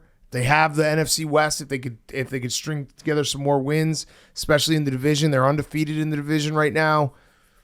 I like the Cardinals. This one would be very good for the Cardinals to win. Put them 2 games up over the Seahawks. Yeah. And so they'd have, not only the advantage in wins, they'd have the tiebreakers and all locked up. And you would think that, I mean, maybe it won't, but between the 49ers and Rams, both playing good teams, one of them might lose. Yeah. Or both. So it could, there could be a world where the Cardinals win this game, the 49ers lose to the Packers, the Rams lose to the Eagles, and you're like, holy shit, the Cardinals are really in the driver's seat. Are we about to see the unlocking of Marvin Harrison Jr.? Maybe. Are we going to unlock him for the second half of the season? And now that I said all that, I agree. I think maybe we're going to unlock him. We should. But just playing out that Cardinals up by 2 games, no. The NFC West is the Big 12. You don't see that happening. No, everyone's going to, it's going to, whatever happens, it's going to get it so that everyone's tied. It's going to make it so that the Rams somehow pull it out in the last week of the season. Yeah, they're all going to be tied somehow. Hank, what is the rest of the Hungry Dog? You didn't tell us. It is the Raiders, Pats, Bears. Wow. That's ugly. Raiders. Raiders? The Raiders? Explain that to me, because we kind of glossed over the Broncos Raiders with talk of Grizzly Bears and Buffalo. So I think we did a good job on that preview. Walk me through that one though, Hank. Everyone is Bo leaving. Okay, so you're betting against us. No, I'm betting against myself too. I've been Bo leaving before you guys were. I've been on the Bo train for 3 straight weeks. Okay. So you think that just too many people like Bo Nix right now? You and Sean Payton both. Sean Payton's now having to de-recruit Bo Nix a little bit because he loved gassing him up when he was shitty. But now that everybody loves him, he's having to be like, let's pump the brakes on Bo. Okay, he hasn't really done anything yet. You're also being mean when I had Broncos money line against the Chiefs. Were you being mean? I had the Broncos money line too. I don't know, what does that even mean? Hank can't exist, Max. What does that even mean? That's true. What was Hank I doing can't that exist. was mean? I think you just called it that they were going to miss the field goal. That's I him was knowing right. ball. I Yeah, know. that He was knows ball. I wanted them to make it. It's too bad you don't know ball. I realized that as I was saying it. I just remember saying "fuck you, Hank," and I thought it was trolling. That's like I also had the Bears Valid against concern. the Packers, and it was the same feeling. It's like they're gonna miss this. that one I knew they were gonna miss because I needed it for the over. The "fuck you, Hank" feeling is like 50% of all of our memories. Yeah, because Sitting in the gambling cave. you know what? Like Hank is right a lot. Yeah, and he is. and when he's right about something that you're personally invested in, then it does feel personal. But Yeah. you have to separate that from. Oh no, you don't. Okay, You don't have to separate. You actually have to make it even more personal. two things can be true. He's a piece of shit, and also he's right. Yeah. And when he's right, make sure that you make it as personal as possible. Yeah, I think maybe I just didn't want you to say it out loud because I think that I was thinking it too. But you were like, "This is Chiefs magic. This is Chiefs black magic," and I was like, "Shut up, shut up." And he was right. And he was right, and he that's was right. why. And that's why I was mad. Yeah. Okay. Last game. Eagles at Rams. Rams plus 2.5 over under 49. Question for Hank and PFT. How much of the disaster of the Sixers Yeah, a lot. impacts the A lot, Eagles? a lot. Zero. I think it all crosses over. I think it's you can't have one without the other because they feel bummed out. Yeah. Like they're driving into work. They want to be going into a day at the facility, coming off the high of a 76ers win. Instead, you've got Joel Embiid flopping on free throws. That's going to bleed over into the game. Yeah. It wasn't. You're going to see the. It was a He question. does that it all was the a time when if he thinks he's missing a free throw, he reacts. If he has it come weird off of his hand, he throws his hands up because he feels like he missed the free throw and he's mad that he missed the free throw. But did He's a the free passionate throw guy. go in? He's in. I don't know. I didn't Yeah, even when see it the clip. It did. Yeah. It did. So he thought that he missed it. and one.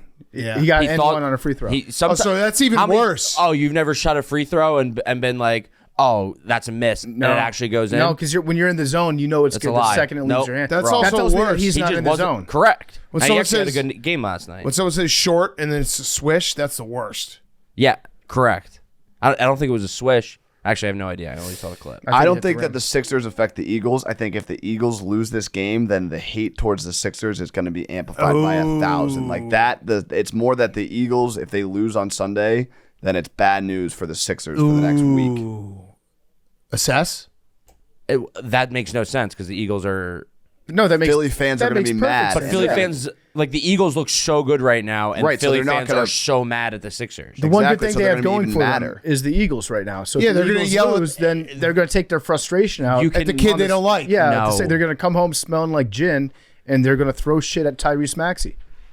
We should No. talk about the elephant in the room. If the Max. Eagles lose, then no one will care about the Sixers because the only thing that they will care about is the Eagles. Back. Nick Nurse is obsessed with elephants. He's I went back, obsessed. did more research. You swayed me. Day one, when he got the Raptors job, he had them draw a giant elephant on the whiteboard and be like, "Say hi to the elephant. I want everyone in the room to say hi to the elephant because we need to address the elephant in the room." Yeah. He's obsessed with You elephants. swayed me. That's actually insane. It's crazy. PFT, he gave me the facts after. Is like, yeah. Apologize to Raptor reports. I don't give a fuck. I will not be apologizing to anyone. Okay. And it makes no sense. And also, if the coach says elephant in the room and that's like jargon, locker room jargon, wouldn't that jargon pass off to any of the players in the room also? Wait, so you're saying because Ooh, he's got a good Smoke point. screen. Uh-oh. You're saying Smoke because he screen. says it so much, it's actually more likely that it came from somebody else. Like a player knows Yeah. that they could say, "I'll say elephant in the room," and that will get him off my trail. Well, and it's just No, saying it just the word. if you yeah. just say things enough in a locker room, it becomes everyone's. Everyone says it. Factor at, fiction. at that point, I would say that Nick Nurse would be using the term elephant so much that would be a distraction. Like if the players are smart enough to be like, What? this guy says elephant all the time, so I'm going to say it to the reporter. That's a concern to me that Nick Nurse, No, every other word I'm not is saying elephant. what Hank is saying. I'm just saying that if that becomes like a part of a team meeting of like talking about the elephant of the room, People will start other saying people elephant. on the team will also be like, Elephant, we talk elephant. a lot about the elephant in the room. Tyrese Maxey goes, this is the elephant in the room. Well, at that point, the elephant in the room becomes the elephant in the room that you use it so And much. also, the leak didn't like. The leak said that Tyrese Maxey said that he was the elephant in the room. What does that have to do with Nick Nurse? The leak said, the quote is that Tyrese Maxey said the elephant in the room is Joel Embiid. What was the quote? It said Tyrese Maxey said the elephant. He said the elephant in the room You Yes, already it is. you already proved that you didn't know what quotation marks were, though. So I'm going to look this up. I think the Eagles win this game. It's going to be a slow start. These are two of the worst 3 teams in terms of scoring in the first quarter. Yeah. What do you got? Do you got it? I'm pulling up the article right now. He's pulling up the article, Max. Just chill out. Who wins, grizzly bear or elephant? Discuss. Elephant. I think This probably line elephant. this line is too short. Oh, so you're nervous? Yes. I think Eagles minus 2.5 is easy, and that makes me think it's hard. Oh, I think this is the right line. If it was Rams plus 3, I would hammer the Rams. I don't know. This is gonna be a fun game, exciting game. I'm excited for this game. It's really gonna test the Eagles' defense because I think the Eagles' defense is for real. They've got a great secondary now. This is What gonna was test last it. week? What? Last week wasn't. Commanders had like the best offense in the league going into last week. The Commanders do not have. No offense to the Commanders, do not have Cooper Kupp and Puka Nacua. Yeah, we have Terry McLaurin who got put in San Quinion. Yeah. And absolutely Yeah. locked down. But that's what I'm saying. Like But- this is now But that an was offense that has these weapons that are like Puka and Cooper get open against everyone. I swear we had this exact conversation last week about the Commanders' offense and the Eagles' defense. I understand the Eagles. I'm saying the Eagles defense has played very, very well. I think they're for real. This is an elevated test from the Commanders. Is it not? Would you take the Commanders offense or the Rams offense right now?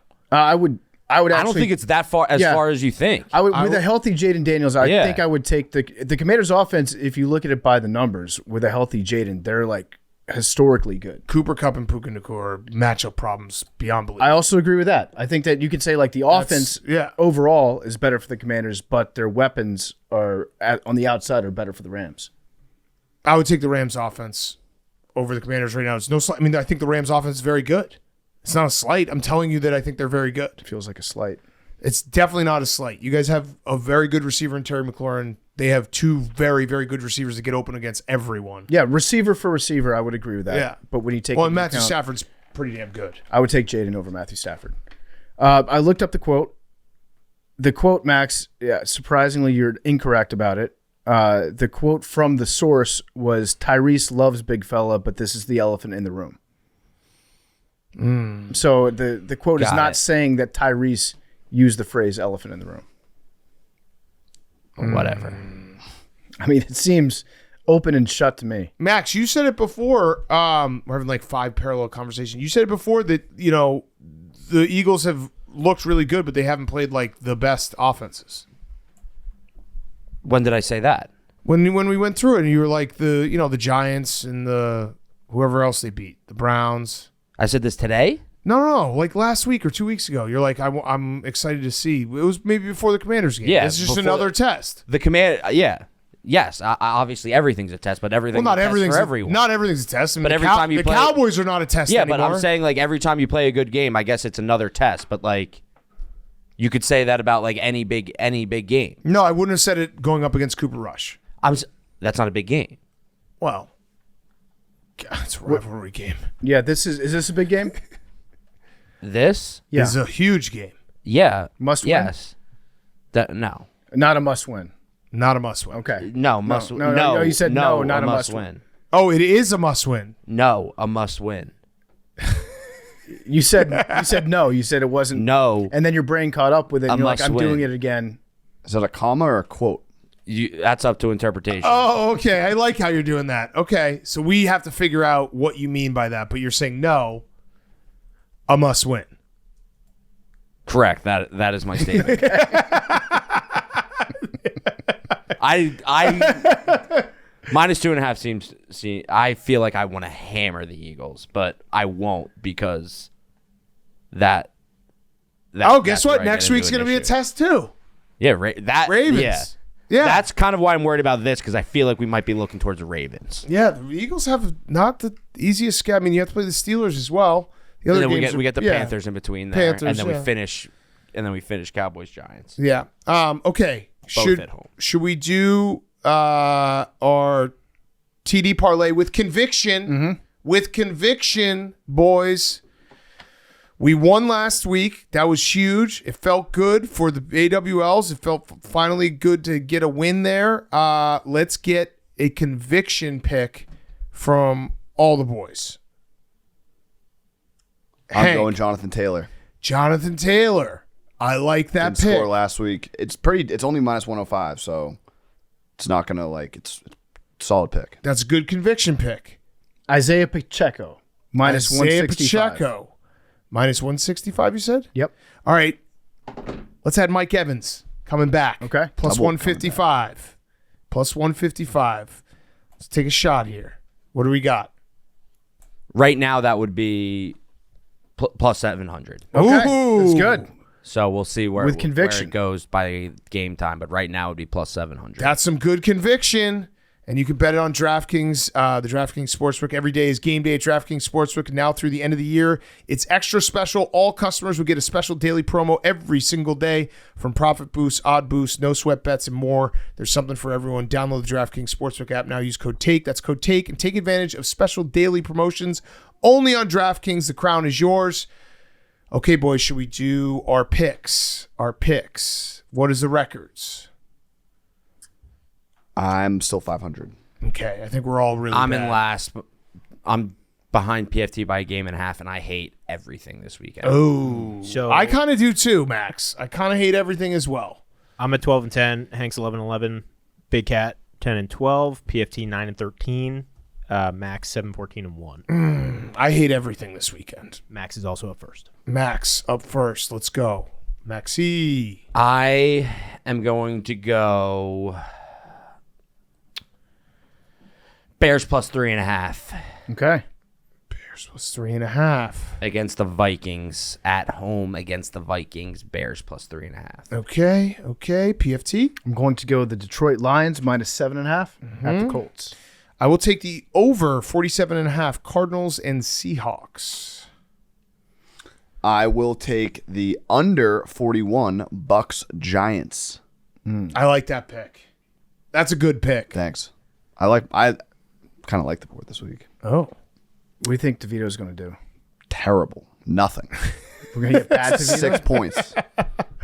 okay. Memes. I'm going under 51. Ravens Chargers Monday Night Football, and Cardinals plus 1. Cardinals plus 1. Okay. I will be taking the New England Patriots plus 7.5. Okay. I'll take the Denver Broncos minus 6. Okay. I'm going to take under 40.5 Titans at Texans. I like that pick. Thank That's you. a good pick. Thank you. It is a my good pick. pick. It's a That good. was no my matter- pick. No matter what happens, that's an outstanding pick on my part. Yeah. This keeps happening as I get fucked right before I'm supposed You to went go. And first. Yeah, you should have taken I it. know, but then I don't get prepared. I keep thinking, What about the over in the Bears Vikings game? no, I already have the Bears. Double dip. I am Just going take the to Eagles. go. No, I now I have to do totals. Totals stink. Can I do? You can do whatever you want, conviction. buddy. I have no conviction, and I'm the worst at this. Convict. I am going to go over 46. Patriots Dolphins. Okay, I like that pick. Good pick, Max. Good pick. Hank winced. That was tough. Drake May. Drake May is good. You've told me that Drake May is good. You said he gets 2. If Drake May can get me 2 touchdowns, 4 touchdowns from the Dolphins, Yeah. what's that math? A lot of So touchdowns. it's 14. Yeah. 42. Fuck. It's a lot of touchdowns. And a rushing touchdown from Ramondre. Maybe some field goals. That's so much fun. You So said many 2 touchdowns. You said 2 touchdowns. Yeah. I feel like 2 touchdowns from Drake May, that there should be enough points there. So many touchdowns. Okay. Before we get to our interviews, we got Rex Ryan and AL Cy Young winner Tarik Skubal. Let's do Fantasy Fuckboys, brought to you by Body Armor. Real hydration, real ingredients packed with electrolytes, vitamins, and nothing artificial. Body Armor sports drinks has great tasting flavors like strawberry banana and blue raspberry. Not only do we hydrate with Body Armor, but some of the best athletes in the world do as well, like Christian McCaffrey, Joe Burrow, and Sabrina Ionescu. Get yours today at Walmart or local grocery store near you. What's up? Yo. Yo, what's up? What up? What's up? My name is Angela Woodroyce. Angelo Rice, how you doing? I heard you on the radio the other day, Angelo. My stardom, Cooper DeJean. Cooper. Great White Hope. The Caucasian cornerback. We got a Cooper matchup. Cooper's getting shut the fuck down. Cooper, white on white crime. Cooper DeJean's gonna shut him down, lock him out, beat him the fuck up. Nice. My sit-em, Jared McCain. Why? 6 is only good player, but he fucking paints his nails. He's making TikToks. Oh, and I never root for a guy with painted fingernails. I don't care how good he's playing. Put him on the bench. Make him learn some fucking discipline. You should polish your game, not your nails. Yeah. You should be watching film, not making YouTube. Yeah. That's what YouTube's. I hate guys that make the YouTube. Don't make My the YouTube. sleeper, Yeah. Podcast P with Paul George. Yeah. No free ads for other podcasts, but you know, he's 2-13. He can't get on the court. They can't win the fucking game, but he's still out there putting out podcasts. Just Giving grinding. the tea. It's a good podcast when you want to go to sleep. Where you from, Angelo? I'm from fucking Mattionk. Oh, Okay, all right, I like it. Nice. I like it. Good shit. Good shit, bro. Good I'm- shit, bro. What's up? I'm Tommy DeVito. Tommy. Starting quarterback, New York Giants this weekend. My stardom is putting your beers outside to keep them cool. Nice. Because it's nature's refrigerator right now. It's cold outside. National podcast. Put your Yeah. beers outside. Keep them cool. Don't have to worry about taking up fridge space. Get them off the deck. Yeah. My sit-em is this Pittsburgh Steelers. Oh, those gonna be shorts. My sit-em is going to be shorts and Pittsburgh Steelers. I'm sitting the Steelers because, as my good friend Dan Orlovsky told us today, you can't beat Lamar Jackson by just kicking field goals. Oh shit. They beat Lamar Jackson by just kicking field goals last week. Oh shit. People forget that. Oh shit. Danny, you forget that. And then my Fyre Fest, my sleeper is being a chill little guy. Oh. Because I'm Tommy DeVito. I'm just a chill little guy. Here I am, Tommy DeVito. Hands in my pockets. How do you silence an Italian? Yeah. Make them put their hands in their pockets. Now I'm a chill little guy. Chill little guy. What's up, fuckers? It's Frankie Roast Beef. Hey, Frankie. My stardom is Adam Schefter. The guy's just stooping girls while he's breaking news. He's such a hornball. Good for Shefty. Hey, Shefty. Good scoop. Good scoop. Double scoop. I'm not driving. No. Yeah. My sit-em is Coach K. He's now third all-time with wins in college basketball. Gino, good Italian. Gino Ariema. Good man, Number Coach one K. overall. Coach K, see ya, bitch. Dropping down the list, Coach K. See ya. How's the view down there, little guy? How's the view? The Stanford women's coach, who we all know her name. Sleeper. My sleeper is Kyron Williams. He's gonna run. Yeah. That's it. He's just gonna run. He gonna run. He gonna run. Kyron Williams. He gonna run. He's gonna run. No, he won't. What's that? No, not against the Eagles defense. No, Okay. no running for Kyron Williams. I guess the Great White Hope. Oh, dude, Shefty. Shefty is definitely in the list of guys I don't want to think about having sex. Oh, I do. Oh. I do. He's probably a very hard worker. Oh. Those little hips just going. Boop, boop, boop, boop, boop, boop. Yeah, I didn't want to see. I didn't want to have that visual. He pulls out Chef Bomb. Yeah. But he's committed to the game. Okay, let's get to our interviews. Let's start with AL Cy Young pitcher Tarik Skubal, and then we'll do Rex Ryan. Before we get to Tarik, he's brought to you by our good friends over at Chevy. There's a reason why we've never done the Mount Rushmore pickup trucks, and that's because for part of my take, there's only one pickup truck. It's the Chevy Silverado. Why is that? Silverado's a partner. It's a partner that we can depend on. We've all spent time driving and using the Silverado for all kinds of part of my take jobs, adventures, shenanigans. It got us cross country to the Super Bowl. It helped us dig the biggest hole ever in the state of Ohio last year at Grit Week. And it also helps us give fullbacks the recognition that they deserve with the Lowman Award. Lowman Award, the trophy watch list, coming next week. Stay tuned for that. Thanks to the Chevy Silverado for sponsoring that. They have legendary grit paired with modern truck tech. Inside and out, massive screens, up to 8 cameras, 14 different views. Makes driving, towing, and parking all easier. You'll see all the poles and all the parking lots coming with the Chevy Silverado and all the screens and cameras that they have. They also have the new Silverado HD Trail Boss, which is sick. It's a great truck. Head over to Chevy.com, build your own Silverado or the Silverado HD, and check out all the current offers on Silverado. Discover a world of strength and capability, all behind the wheel of our favorite truck in the whole wide world, the Chevy Silverado. Tarik's also brought to you by Coors Light. Coors Light, the mountains are blue. Coors Light is great when you're watching college football. Rivalries are heating up, and no matter what happens between your favorite rivals this week, you've got a chance to win. Just go to the PMT Instagram. Tell us how you prepare for a rivalry game with Coors Light for an opportunity to win the Coors Light rivalry shirt. 5 winners will be selected every Saturday until December 7th. So remember, when rivalries get a little overheated, choose chill. Keep things cool. Reach for the mountain cold refreshment of Coors Light. It's literally made to chill. Cold lagered, cold filtered, cold packaged, crisp and refreshing as the Rockies. Perfect for a moment to unwind. Even the biggest rivals agree. When it's time to cool things down and enjoy the game, choose chill, reach for a Coors Light, get it delivered straight to your door at CoorsLight.com/take, or you can find it pretty much anywhere that sells beer. Check them out, CoorsLight.com/take. Celebrate responsibly, Coors Brewing Company, Golden, Colorado. And now, here's Tarik Skubal. Okay, we now welcome on a very special guest, fresh off the AL Cy Young win. It is Tarik Skubal. Also, his birthday. He won the Cy Young on his birthday. Tarik, first of all, congratulations. Was that the best day of your life? I mean, that has to be up there, right? Yeah, I think, for sure, my wife probably won't like the answer. Our child being born is probably maybe a little bit higher than that. Yeah. But it's definitely close. It was a really cool, really special day. All the way around, friends and family, all that stuff. It was a ton of fun to celebrate a birthday with, a Cy Young award. Yeah, so I got to ask you, everyone knew you were going to win, but was there a part of you, like, when you woke up and you're like, what if I don't win? What if something crazy happens? Like, because it was obvious you were going to win, but it's still, there's got to be a little small part of you that's like, wait, I have all my friends coming over. My wife bought me a new car. What happens if something crazy happens and I don't win? Yeah, am I allowed to cuss? Yeah, of course. Fuck, shit. Oh, yeah, okay, cool. I basically woke up and was like, I really hope they don't fuck it up. That's what I thought. But, yeah, I didn't really know. Obviously, when the voting comes out, I didn't know if it was going to be unanimous. Obviously, the other guys that were on the ballot obviously had great years. So, and you can make arguments all the way around for, whoever you want to make arguments for. So that was pretty cool, too, to win it unanimously. I think that's pretty special. Yeah, and you got the car. Did you get it before or after you got the Cy Young?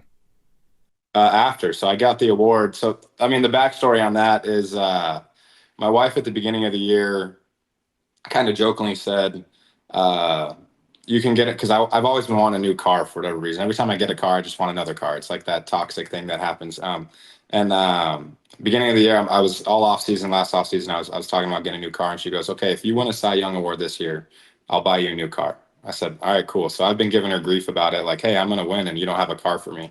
And I got done wrapped up with the interview stuff yesterday, and she's like, hey, I want to go outside. I said, am I going to get like a pie in the face? What's going on? Is this where the champagne goes? And then there's a car sitting in my driveway, and I'm like, there's no way you just got me a car. And she's like, yeah, this is your car. And I was like, I was so shocked. I didn't believe it. That was kept under wraps really well. That's awesome. That's a great present. Yeah. So your name is Tarik, spelled Tarik.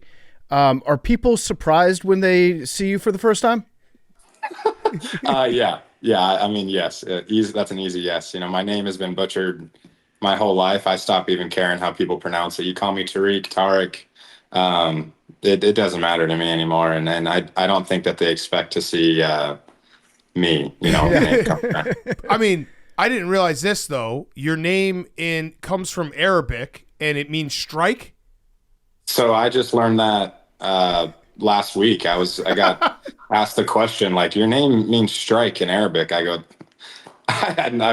cool. That's really cool. And it just so happens to be kind of my job is to throw strikes. So, I thought that's pretty interesting. Yeah. So at what point this season did you know that it was like more than, you obviously have been a good pitcher in your path to the pros, and everyone's been talking about you, but at what point were you like, okay, this is different. I'm on a different plane this year.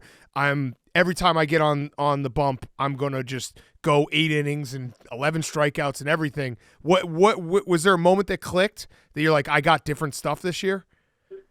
I think when I came back from surgery last year, the second half of last year was pretty special and dominant as well. If you look at the numbers, it was a pretty special season. And then I had a good, healthy off season. And when I got into spring training, my body just felt good. And, throughout the whole season, I think I made 31 or whatever starts. I felt good for, 31 starts, which is, I don't know if a lot of guys can say that. And, I felt good in between, and there's some lulls and you take your bumps and bruises and stuff, but I felt good. And I think when you're healthy as an athlete and you can just continue to work on things and continue to get better. And I think that that's, where greatness happens. And I was able to do that for a full season. So I think that that was just the most important thing. But I don't know if there was one start. I go back to the Cincy game where I think I struck out 13, and that was pretty special just because that morning I was told I was an all-star, and then I went out and had that performance, and I was like, this is all kind of happening, and when I've never put my name or myself with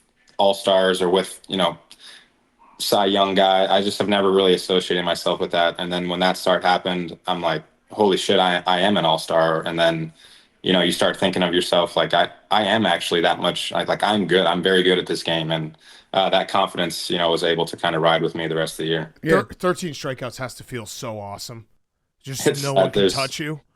I watched that start probably, 20 times after. I'm like, I couldn't get hit that day. I'm like, this is unbelievable. It's a feeling that I just got done golfing. It's like a pure 8-iron, and it's like, that's the best feeling in sports. Yeah. Yeah. I have to imagine throwing 102 miles an hour feels pretty good too.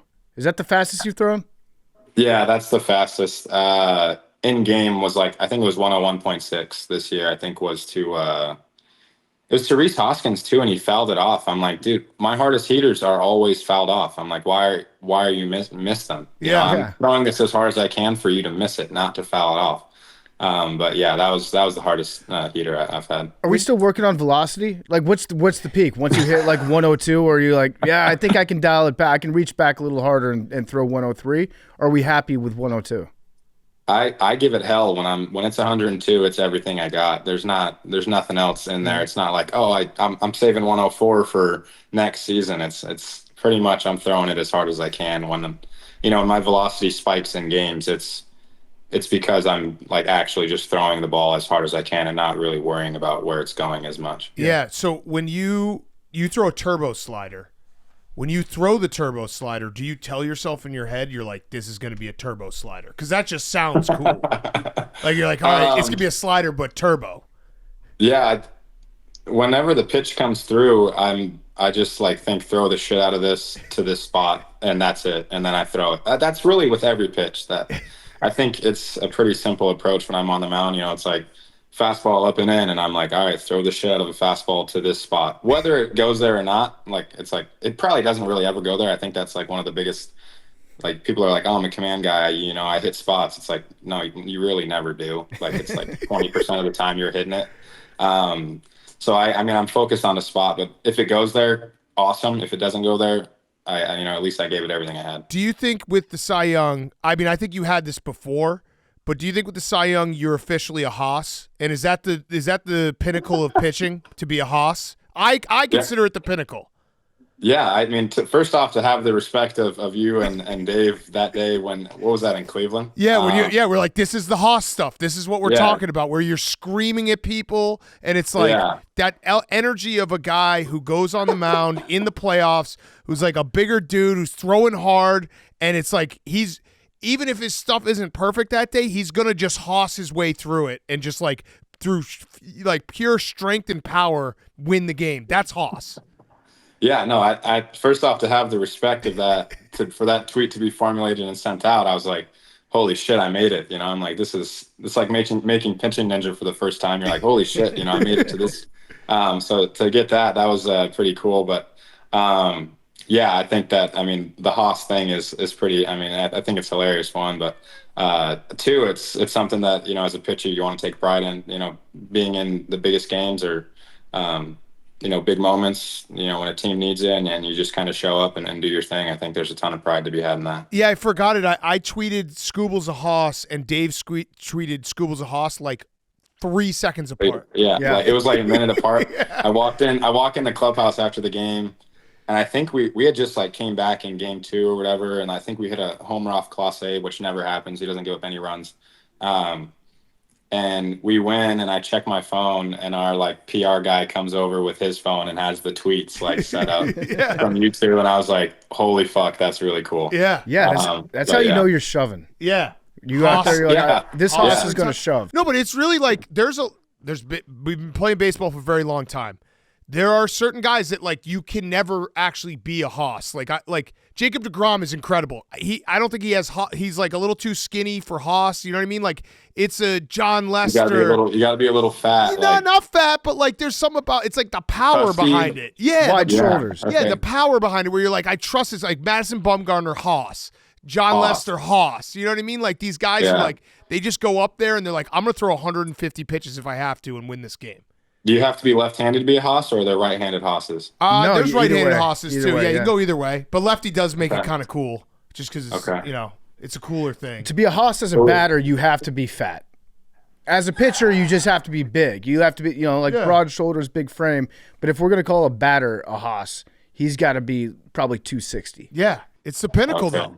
You can win a World Series with a hoss. You need a hoss. Like it's different than an ace. It's an ace plus almost. Like Okay, it's an so ace hoss but is extra. ace is here, hoss is like higher. Every hoss is an ace. Not every ace is a hoss. Is this right, Max? Max is our baseball guy. Am I right on that?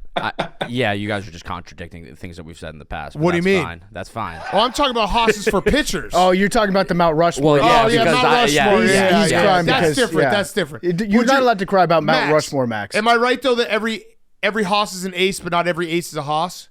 That's a fact. Yeah, That's a yeah, fact. yeah. Is Bartolo Colon a hoss? Hoss. Yeah, Jeez. hoss. Okay. When he was at his peak, Like King Hoss. Like prime Bartolo was. I mean, he was throwing 97, 98. Like, Yeah. sinker ballers. I mean, he was always kind of bigger and fat. I mean, his workouts are. Yeah. You watch his workouts tough. It looks unbelievable. John Lackey, hoss. Hoss. That guy was Big a guy. hoss. Yeah. Big guy. Roger Clemens. Hoss, Like yeah. the hoss. David The biggest Wells. hoss. Hoss. Yeah, there's a lot of hoss out there. Yeah, Roger, the Rocket might be the biggest hoss. Yeah. I mean, that guy is huge. Yeah. Is your mom still mad at you for swearing though in that game? I think that was the game where you looked at the crowd and you said like a million F words. You're like, fuck everything, fuck you all. Yeah. Was she actually upset? So she called me the next day. Well, I called her the next day, like talking about the tweet and kind of like the interactions that may come of it, or if you want your account private, like go private, all that kind of stuff. First off, I was like, that's hilarious. And second, she's like, sweetie, you can't be doing this, talking to the other team's fans. Like it's a dangerous thing for you. Like you just got to play baseball and get back in the dugout. And I'm like, Mom, you should have seen the amount of middle fingers and boos and like fuck yous that I had, to where I'm like, all right, I got to reciprocate something, especially on that day. I was obviously having success and was able to pitch in and out of situations, big moments and keep my team in a series when we're down 1-0 already. So like there was some stuff already going on, and there was a little bit of dugout stuff, coming back and forth. And I thought that it all led to that moment. And, yeah, I think that was, I locked eyes with a fan and he was like double birding, fuck you. And then it was just right back to him, and I was like, oh shit, I probably shouldn't have done that. That felt like too much of a real interaction. No, it's good. But it was funny. It was good all the way around. It's good. I feel like they begrudgingly respect somebody that talks shit back to him. If they're backing it up, it's like if you're going to give the double birds and he's going to strike somebody out, he's allowed to say fuck you to me. That's how I would think. It's playoff baseball. Yeah. You want that out of playoff baseball. It's October. It was fun. I mean, that environment too. Hats off to those fans. That place was rock. That place was buzzing. Like that place was. That was a really good environment. For a postseason game, and we played in Houston too. And Houston's loud, and obviously they have the history of all the rings and all the winning there. But I thought Cleveland was a better environment. Yeah. With Detroit, it feels like there's been so much momentum that's built up over the last 6 months. Like you guys put together an amazing run.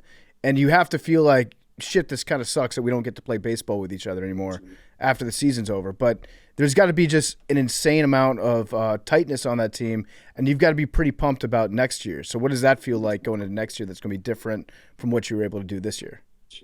Yeah, I think, going into spring training, my goal for the season was just to make the playoffs. I wanted to, at the beginning of the year, believe it or not, we were supposed to, I was like, all right, let's just win our division, And then all of a sudden our division was one of the best divisions in baseball, and we had 3 playoff teams in there. And it's like, I didn't predict that first off. I think if you ask anyone, they'd all say that too.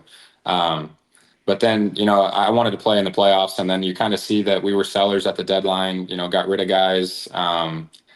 And then just the youth movement. I think we were the youngest team in the big leagues the last month and a half of the season, and we did something really special. And all those guys are coming back. I saw a tweet the other day that like we don't have anyone leaving. I think from the roster that we had, like no one's leaving with free agency. Like they all can be tendered contracts and in arbitration and stuff like that. So that's pretty special. And then obviously whatever additions they make, in the off season is only going to help us, help our team, wherever they see fit.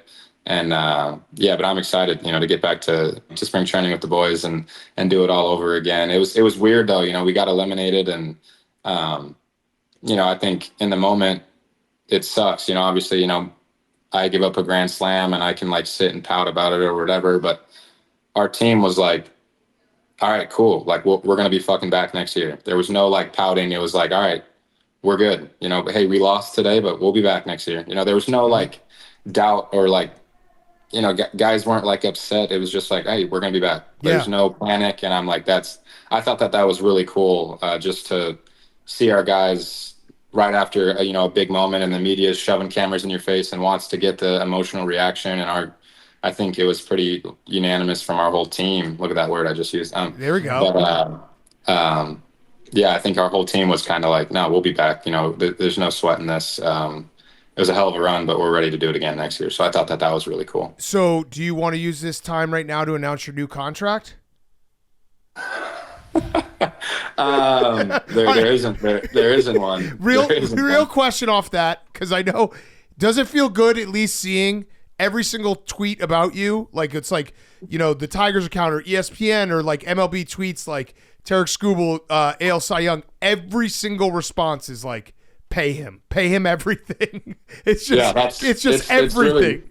It is cool. To have the fan support of, or whoever's running the Twitter accounts, to have the support of they want me to be in Detroit, long term. And I think that's really special, obviously, just because they've been very supportive of me and my journey when I wasn't so good, 3-4 years ago. So that it means a lot for sure. Yeah, no, it's the fans love you. The Detroit fans obviously really, really want you to be there for your whole career, and it's cool to see. You're gonna be so rich.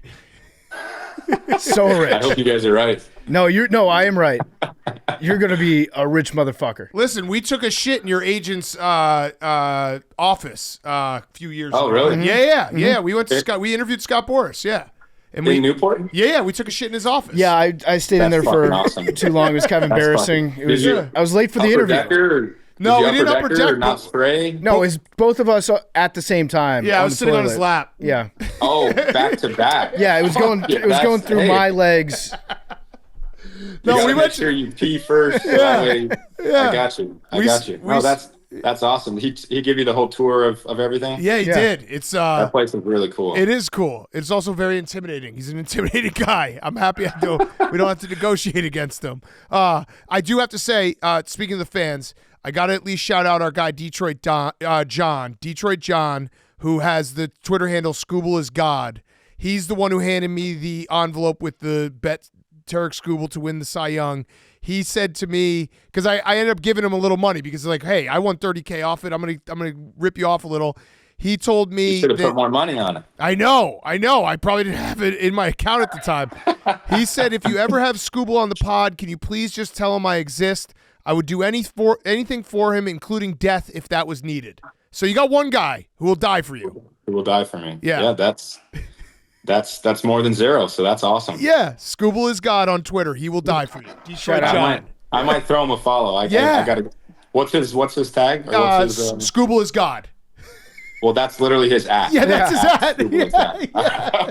I got you. Yeah, I'll hit him with a follow. Pretty much, really straight to the point. I think he likes you. Yeah, I think he likes you more than a friend. Hit him with a follow and then hit him with a DM that just says, "Hey, this is God." I want to know what his bet slip looked like. I mean, he had to have. If he's telling people to hammer it, you have to take it yourself. Right? Like, yeah. I would assume so. Yeah. It is going to end up costing me money in the long run because now I'm just going to get people handing me random stuff that I'm going to have to bet.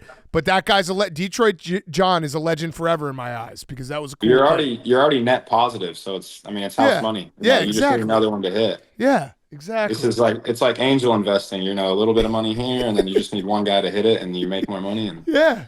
So that's gambling. Yeah. Where do we go from here for you, Cy Young? Like you said, in the middle of the season, you get the news that you're going to be an all-star. You start believing in yourself more. Maybe your expectations for yourself start to increase because you're like, oh shit, everyone is saying you're one of the best pitchers in baseball. Maybe I really am. Now you're the Cy Young winner. What do you add? What do you add to the arsenal? What do you work on this offseason? The one that sits right here. Oh, okay. Ring. Yes. That's I don't really like making the game selfish. It's a team sport. It's not just me versus another team, or it's individual in an aspect of like it's me versus the hitter, and there's that stuff going on. But I just want to win. I think the best thing in sports is winning. It cures everything. Oh, I had a bad game. We won. Who cares? On to the next day. So I just want to win. I think individually. Triple Crown Cy Young, obviously you want to do that again and maybe some more all-star appearances and put that on the resume, but it all wouldn't mean as much if I don't have a ring, if not multiple. That's why you play, at least that's why I play the game, is to win World Series rings and go perform on that stage in that environment. That's when baseball's at its purest. There's no more individual stuff. That's what was awesome about the postseason this year, was like nobody gave a shit if you were 0 for 4 with 4 punchies, but that fifth at bat, you bunted the guy over to second base and we scored him. Like, you had a hell of a day. It's like nobody. I think that's when the game's at its purest. So that's kind of where I'm at. Mentally, I'm gonna, individually, I'm gonna look at. I just want to be healthy. I think I'm gonna do everything I can to be healthy, but that's kind of where the individual stuff ends for me. It's more becomes a team thing and World Series rings. Yeah. I like that. I also like calling them punchies. Punchies. How many punchies were you aiming for next year? Punchies are good. Punchies? Yeah. What I have this year, 228. Let's just go for 229. Why not be 229 punchies. 229. 229 punchies, yeah. I'm going to bet that. Yeah. Are you going to bring back the mustache? People are asking. I think I look horrible with it, but I think it's a fun thing to do in an off season. I think when I got a hat on, it actually looks great, but other than that, I look really old, and it's not really cool to be old in my sport. I want to look youthful. Like I just turned 28. Like that's not that cool. You're young, but you're also kind of old. So I don't really like looking old. When I'm trying to play my sport and feel young. Mustache though adds to the Haas energy. I'm just gonna say that's a fact. And if you ever watch baseball from like the late '80s or the '90s, everybody looked like they were 40 years old. A little Rod Beck. Yeah, if you were 21, you looked like you were 50. Basically, that could be Sigs and beers related though. That's back. That's true. That's back when real baseball was getting played. That was real ball. That's true. Listen, the haters are saying something, and I want to address it. The haters are saying you're scared to come to our office and do the gauntlet because half your team came and you didn't show your face. I had I think they came right before opening day, and I was starting the next day. I didn't really want to fuck with my routine, so that was one. That's probably not a great excuse, but two, my wife and son were there, and I didn't want to leave them in the hotel room by them. I just felt like a shitty dad. Yeah, you're right. I should have brought him. I just didn't really think. There's going to be 6 guys, my wife, and then, at the time it was, how old was he at? This is going to be bad math out of me, but I'm not good at math. 5 months old. Oh, 5 months. Let him do the gauntlet. Yeah, he could do the gauntlet. Hey, he can crawl pretty good. He's not to walking yet, but he's crawling pretty good. Yeah. He can score on Malice. You got to come next time. I mean, the guys came here. It was great. I want to say we helped them. Yeah. Whenever we played the White Sox or Cubs, I don't think we go to the Cubs next year, but whenever we play the White Sox first series, I'll make sure to get in there. And do the whole thing, and I think that'll be fun. I think who did it for us? Torque this year? Yeah, he did all right? Yeah. He did good. The only problem was I think there was a question on Sporkle where the question was something like name the largest cats, and he didn't get tigers. That's not good. Yeah, he went to ASU. It's the whole kind of thing. He's always been a baseball player. Yeah. We all have known that. He's always been a baseball player. He hits the shit out of a baseball, and that's great. Yeah. But yeah, I actually remember I pulled it up on. I was watching it live. I watched this whole thing live. I think you guys put out a tweet like he's about to go, and I watched the whole thing live, and I was like, damn, he did pretty good. Yeah, you'll have to come next time. We got to have you come here. No, for sure. Yeah, for sure. Strike Max out. That would be awesome. Yeah. Do you have any advice for Max? So Max lost our fantasy baseball league, and he's got to pitch 2 innings against an unnamed for now college team. I think I did in 30 minutes last year. Yeah, I got 6 outs in 30 minutes. pretty good. Max is feeling a little less confident in himself. He used to play baseball. He was the Matt Stairs of the CAA. How many home runs did you hit, Max? Three home runs 1 year. 3 home runs, 50 at bats. We'll say that. So he can dial it up to about 60 miles per hour. Yeah, I'm about 60 right now. I got a flat ground in. Wasn't great. I was throwing. I think I topped out at 63. I want to pause. Why'd you only have 50 at bats if you're a good hitter? Because I wasn't that good. I played 1 year. I think there's a full legit defense behind you?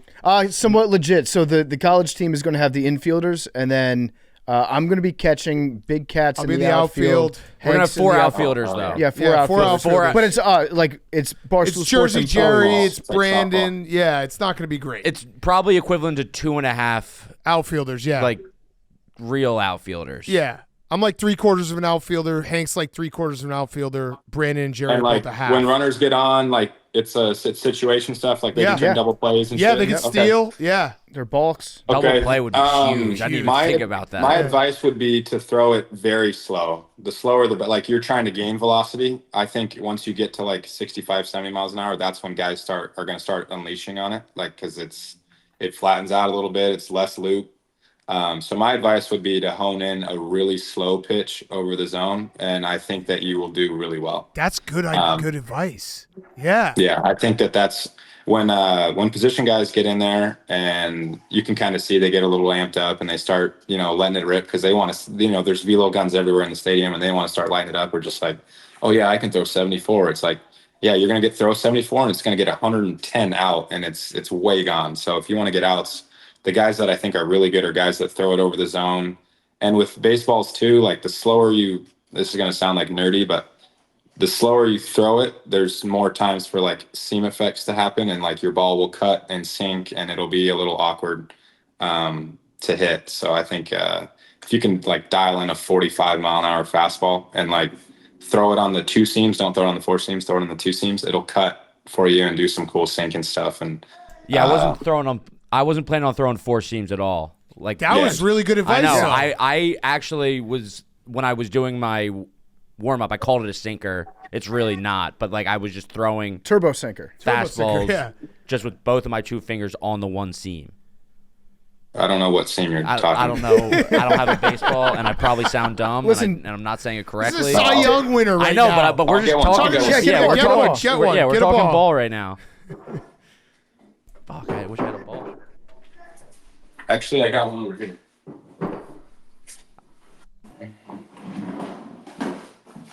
Okay, I would throw it. So this is the baseball. Yep. Right? Throw it on these 2 seams. Okay. And throw it like 45 miles an hour. All right. I love this. I didn't think I was actually going to get good advice here, but this is great advice. The AL Cy Young winner is giving you advice. Like these seams, does that make sense to you? Should I do that thing where you put a little bit more pressure on one of the fingers, or is that too much? No. Okay, I'm thinking too much. Yeah, no, you're trying to, just keep it simple. So do that and just throw it straight. Meatballs. Yeah. Like Straight throw and it slow. right down the middle, and it'll cut sometimes, and it'll sink sometimes, and it'll be like you're throwing 2 pitches, and whoever's catching, good luck. If they swing and miss, it'll. That's also tough. Got it. Yeah. It'll do some weird stuff. Yeah. Because I've noticed when I throw it's not a sinker, it's a 2-seamer, but when I throw it less hard, it cuts and it's a nightmare. And I can only throw that pitch as hard as I have to throw that pitch hard to get it to go the way I want it to go. Got it. This is great. So Max. that's like the whole. That'll be a good pitch for you. Yeah. I All right, you're gonna have to. I'll send you the video when it comes out, so you can give him some advice because he's gonna lose the league again next year. He was so bad this year. Will this be like live, or will this be like? No, we'll tape it and then we'll put it out, and Joe Buck will hopefully announce some of it again. So it's fun. That'll be fun to watch. Yeah. All right. So Tarik, this has been so awesome, man. You're the best. I have one last question, Roback question. RHOBACK.com. Promo code TAKE, 20% off your first purchase. Q-zips, polos, hoodies, joggers, shorts. Roback.com. It's not actually a question. It's just don't let Scott Harris pretend that he's like the smartest guy in the room, okay? Because he's actually a regular guy too. I've known him for a long time. He's a regular dude. He's a whiz kid, but he's a regular dude. Yeah, he's smart. He gets, he's great at his job, and especially the pitching department, he's dominated that, and I think it speaks about, one, who we've hired, and then two, the guys that are, developing on our team. So he's really good at that stuff. But I enjoy him as just as a person too, a guy to grab a drink with. He's you can tell too, in his younger days, he probably got after it a little bit. And and he tries to do like all the numbers and analytics and be like, oh, I went to UCLA and all this shit. And it's like, no, he's a regular guy. He's a fun guy to hang out with, but he tries to be a whiz kid sometimes. Oh, yeah. Yeah. I mean, I think his job, he has to do that to keep his job. Yeah. Yeah. But, no, I get what you're saying. No, and I think that's why he's a good fit, for us. Yeah. He needs to pay you more, though. Yeah, he does. He does. He's not that good with numbers. I'll tell him that. He does. Yeah. Hey, relay the message. Yeah. All right. Well, Tarik, thanks so much, man. We really appreciate it. And congrats again. I appreciate it. Yeah. Thank you guys for having me. Tarik was brought to you by our good friends over at Diamonds Direct. Guys, listen up. This is the year you stop procrastinating on that holiday shopping list. Get ahead of the game. Head over to your local Diamonds Direct. They've got amazing deals running now through Christmas on her dream engagement ring. Necklaces, watches, earrings, and so much more. And here's the best part. With every piece you pick up, you're not only enjoying incredible quality and value, but you're also getting a lifetime guarantee. It covers cleanings, maintenance, and sizing for life. So you save money now and later. No more last-minute panic. This year, you'll be the guy relaxing by the tree, everything wrapped up, ready to go, while everyone else is out Christmas Eve shopping. Diamonds Direct is perfect this holiday season. What better time to get that rock for your lady than the holiday season? Maybe you're going to visit her family's place. Maybe your family's coming over to your place. It's engagement season. Go to Diamonds Direct. Get the best ring you can find. Make her happy. Make her say yes. Don't wait. Lock in those deals today. Thank us later. Diamonds Direct, the smart way to shop this holiday season. Shop now for the perfect holiday gift. Events and promotions now until Christmas. Part of My Take is sponsored by BetterHelp. This month is all about gratitude. There's a person that we don't get to thank enough out there. Ourselves. It's sometimes hard to remind ourselves that we're trying our best to make sense of everything in this crazy world that isn't easy. Here's a reminder to send some thanks to the people in your life, including yourself. I've done therapy in the past. It's helped me get through some periods of loss. If you're thinking of starting therapy, give BetterHelp a try. It's entirely online, designed to be convenient, flexible, and suited to your schedule. Just fill out a brief questionnaire to get matched with a licensed therapist, and you can switch therapists at any time for no additional charge. Let the gratitude flow with BetterHelp.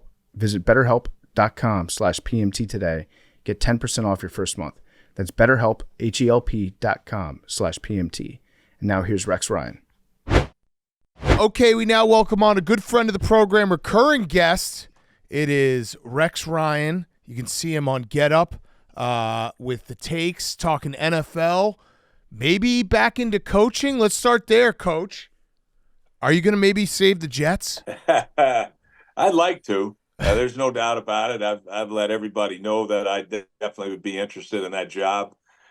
Even though I got a great gig, I do Sunday NFL Countdown, do Get Up, as you mentioned, and things. And it's hard to beat that job. But, I think I have some unfinished business, especially with that franchise. That particular franchise is, it's my dad was there forever. He won a Super Bowl, and it's super close to me. And I just think that, I would get back in it if I thought I could make a difference, and I think I could make a big difference with that team. Yeah. So what is the issue right now with the Jets this season? It feels like a season from hell.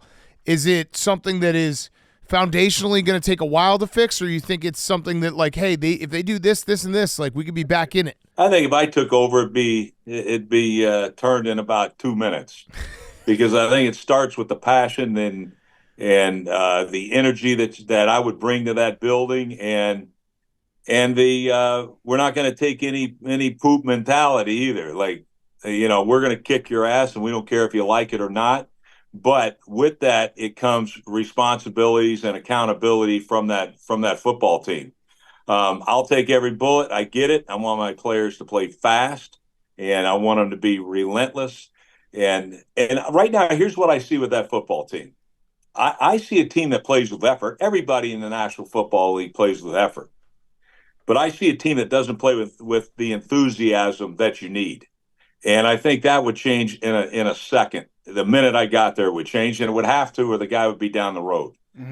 So I think that's the biggest thing. And then obviously, that offense is about 20 years behind its time. Like that thing is, that's the old West Coast type stuff. And there's guys, boy, they talk like they're freaking geniuses. And the great thing is, I love going against them. I can tell you where every damn play's going. Well, I've been coached for 8 years and can tell you every play. And so I think that's something that needs to be flushed out. And you've got to start new. You got to have, get up with times offensively. Use your, come out of the huddle quick. Use shifts, motions to help identify things and get yourself in a great play. And there's people out there that obviously, quite honestly, be a hell of a lot smarter than me. But those would be the guys that you would hire and bring some energy and excitement. I think that's the missing thing. And obviously, I could think you got to stack up wins. And with this team, I look at a team, this Jet team, from a physical standpoint, from a personnel standpoint, this team is close to being a dominant football team when you look at it talent-wise. Why the hell they're not playing to that level, I don't know. Yeah. And again, I'm trying to, it's crazy, but I know when I get an opportunity to interview for it, I'm going to get the job. That's how I feel about it. If I get that opportunity, great. If not, they want to go a different direction, then so be it. But I can tell you one thing. I never had this kind of talent when I coached the Jets. Never close to this kind of talent. So I'll just leave it at that. Yeah. All right. So how big of a voice would you give Mike Greenberg in your administration as coach of the Jets? Personnel? Does he get personnel choices? Yeah, absolutely. Greeny would, be in charge of who we're drafting and all that. No, I tell you what, though, and that's the thing about, like, with Greeny and, like, the Jet fan base in particular, man, it is a passionate group. And that's why the other thing is I know there's a lot of great coaches out there, but I think I'm the guy for the Jets. And the reason for it is I connect with the Jets. That Jet fan base and all that, all these other guys that you bring in, they ain't close to connected. I've already done it. All right. They're no different than me. I grew up a Jet fan, and with my dad coaching and in that lineage that we have there. And I get the passion. I get all that. And they know, look, we might not win every game, but I'll be damned if we don't think we can. And the other thing would be that every single thing that we have to give you, we're going to give you. And that's it. That's my thing for my players. That's all I want is everything you got and a little bit more. And I think that the fan base of New York with the Jets in particular, they appreciate that. Yeah. And, like I said, we might not win every game, but you're going to know damn well you're in a fight. We've got an absolute psycho Jets fan, Memes. He's our producer here. He actually makes Greeny look kind of I actually think Greeny might be the problem. Have you had that conversation with him? Like, no, what's Greeny's record as a fan of the New York Jets? You got to flip it on him. Yeah, no. I'll say this, though. I appreciate, the loyalty of that fan base because you're right. We've had a lot of down years. There's no question about it. Only one Super Bowl.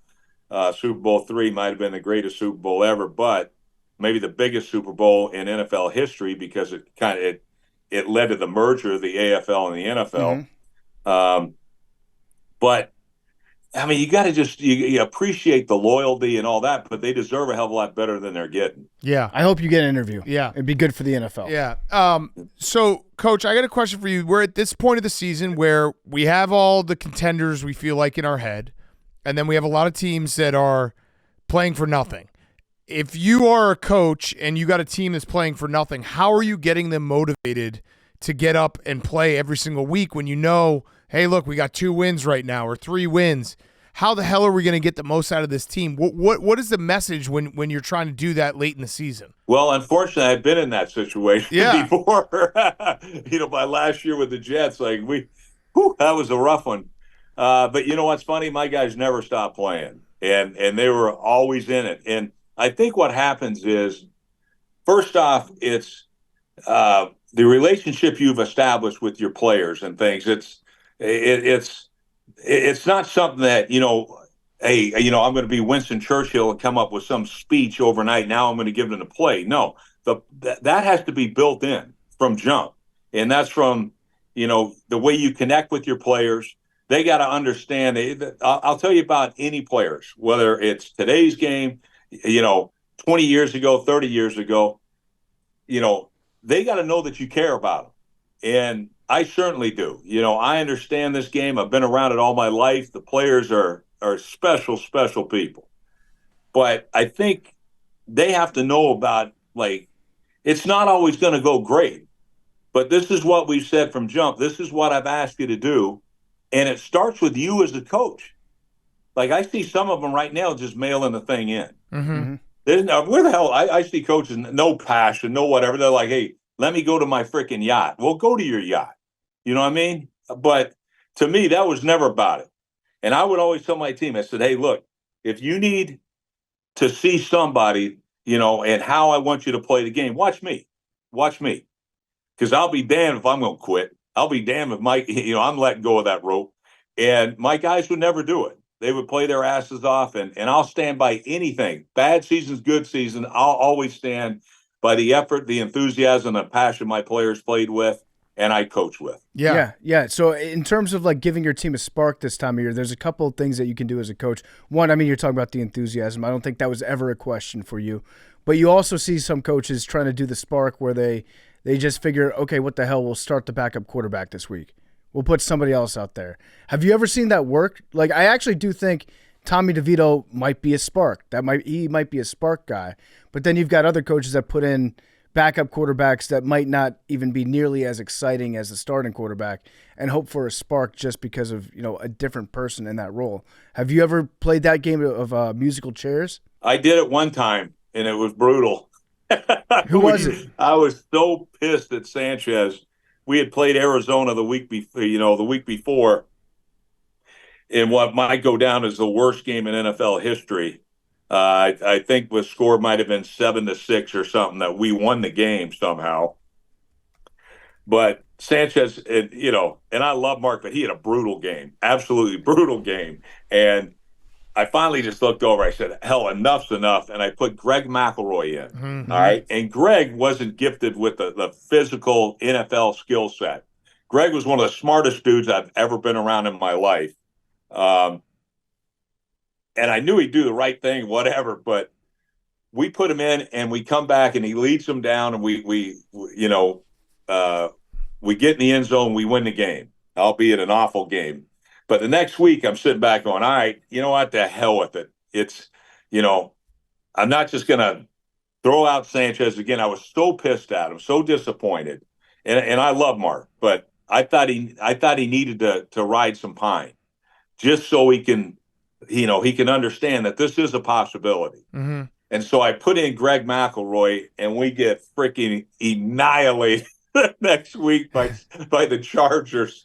It was brutal, and it wasn't Greg's fault. The poor guy, bless his heart, I think he got sacked 9 times or something like that. I mean, we weren't very good, obviously, but I tried it one time. And when I see the Giants, the only question I have with the Giants is, why not Drew Lock? Yeah, he's been the backup of the whole season, and now you're going to put Tommy DeVito in there. That's the only question I have. Wait, you just brought this guy in to be a backup? Or is there something in his contract that if he starts, you got to pay him more money? I don't know what the deal is there. Yeah, it's very bizarre. It feels like a weird locker room right now. So if I were to say, and I'm not going to hold you to this, but your life is on the line and you get to pick 5 teams that can win the Super Bowl this year, what are the 5 you're picking? You're dead if another team wins. Right, I got you. Well, I can tell you one thing: I don't need but one. I mean, I truly believe it. I think if Aiden Hutchinson doesn't get hurt, I think Detroit would have walked through this thing. Yeah, would have walked through it. And the fact that my son coaches there is probably another reason I'm taking him. Mm-hmm. But I feel that confident about this team. This is a real football team, and all you got to do is you want to see what your team thinks of their coach. Watch how they play. Watch how this team they got little receivers down there. pumping it 100 miles an hour going downfield to block for these running backs. I mean, they are so selfless, and I just love it. And man, it's such a tight group, and they built it the right way, man. They built it through. I mean, character was important. The love of the game, playing the game is important to these people. And man, it's a whole team of that, and they're badasses. Mm-hmm. So I love Detroit. I absolutely love Detroit. Now, obviously, you're going to take Kansas City because Patrick Mahomes. We've seen Andy Reid. I think Steve Spagnuolo is one of the greatest big game coaches as an assistant coach. He does a tremendous job there. And what I also know about Andy Reid is they're going to start running the football. Mm-hmm. If they want to win games, they start running the football. Yep. And that's what they do in the playoffs. I think that'll bode well for them. I love Josh Allen. I think he's my favorite player in the league. And their defense has actually played better than I thought. So I think you have to consider them. Philadelphia, to me, talent-wise, it has the most talent in the National Football League. And the Sirianni now, he has the formula. Run the ball more than you throw it. Heavy up the protections for Jalen Hurts, and let him use his legs too. Like, that's going to be a tough out, man. Like, that team right there is playing really well. Vic Fangio, who worked for me a couple of years in Baltimore, is a tremendous coach. He does a great job with that defense, and their young players are flying around. So those are teams right there. I guess that's four, and then the fifth wild card or the group is Baltimore. Oh, so no Pittsburgh. So Pittsburgh for me. If Pittsburgh wins the Super Bowl, you're dead. I'm dead. Okay. I'm dead. Yeah, I'm dead. And here's the thing. I think Pittsburgh matches up great with Baltimore. I don't think they match up as well against these other teams. Yeah. So I think that's the issue right there for me with in Baltimore. Look, guys, I mean, you, me, everybody should be able to be a hell of a coach for them. An offensive coach in particular. When you have a Hall of Fame quarterback, all right, in his prime, you have a Hall of Fame running back, maybe just outside his prime, but pretty pretty impressive, leads the league, whatever. You've got first-round picks all over the place at receiver. You got two good tight ends. You got two Pro Bowl offensive linemen. Like that, they should be unstoppable. Mm-hmm. And then on defense, this is the team that was the number one defense in the league last year with pretty much the same players. I get it. You lost Patrick Queen. You lost a couple guys, but they added Wiggins, who I thought was a tremendous corner out of Clemson. Like, they ought to be kicking some butt. So I think that team, at the beginning of the year, I thought they were the best team in the league, and they were 1-2 because I just know from a talent standpoint, they're phenomenal. Yeah, there's one team in the NFC that everybody was talking about at the start of the year. A lot of that talk's quieted down. They haven't played well, the 49ers. So from our standpoint, as just dumbass fans watching the game, I think our analysis is that they're just not fun to watch on offense anymore. They used to be fun. They used to be unpredictable. Their running game was a thing of beauty in the past. Even if they were just carving you up on the ground all game, the way that they would do it would be really interesting to watch. What's going on from your standpoint as a defensive coach? What's wrong with the 49ers? Well, I think offensively, last week they never had Kittle. They really missed him. Because Kittle's not only just a great receiver, and obviously one of the best red zone receivers in the National Football League, but he's also a tremendous blocker. So they missed him. I still like how multiple, as you mentioned, how multiple they are at running the football. I think that's, it's fun to watch. They just get, McCaffrey back, so I expect them to get better that way. My problem that I'm having with them is on the other side of the ball. I think their defense is not close to what it's been in the past. And it was interesting. They fired the defensive coordinator last year after the Super Bowl, right? And they end up, I don't know who they added or whatever, but I think it was the dude Staley from the Chargers, who we see the difference between their defense compared to what the defense is now. Mm-hmm. So I don't know if that was an upgrade or not. I don't think it was. So I just don't have the same kind of faith that I've always had in their defense. I don't think it's a top defense anymore. So maybe talent-wise, but they're not playing that way, certainly. Yeah. What about the Cardinals? Are the Cardinals for real? I like what the Cardinals are doing, and Kyler Murray's been playing great. I want to believe in the Cardinals because it's kind of a fun. No one thought they would win the NFC West. It'd be fun if they were in the playoffs. Like I'm rooting for the Cardinals.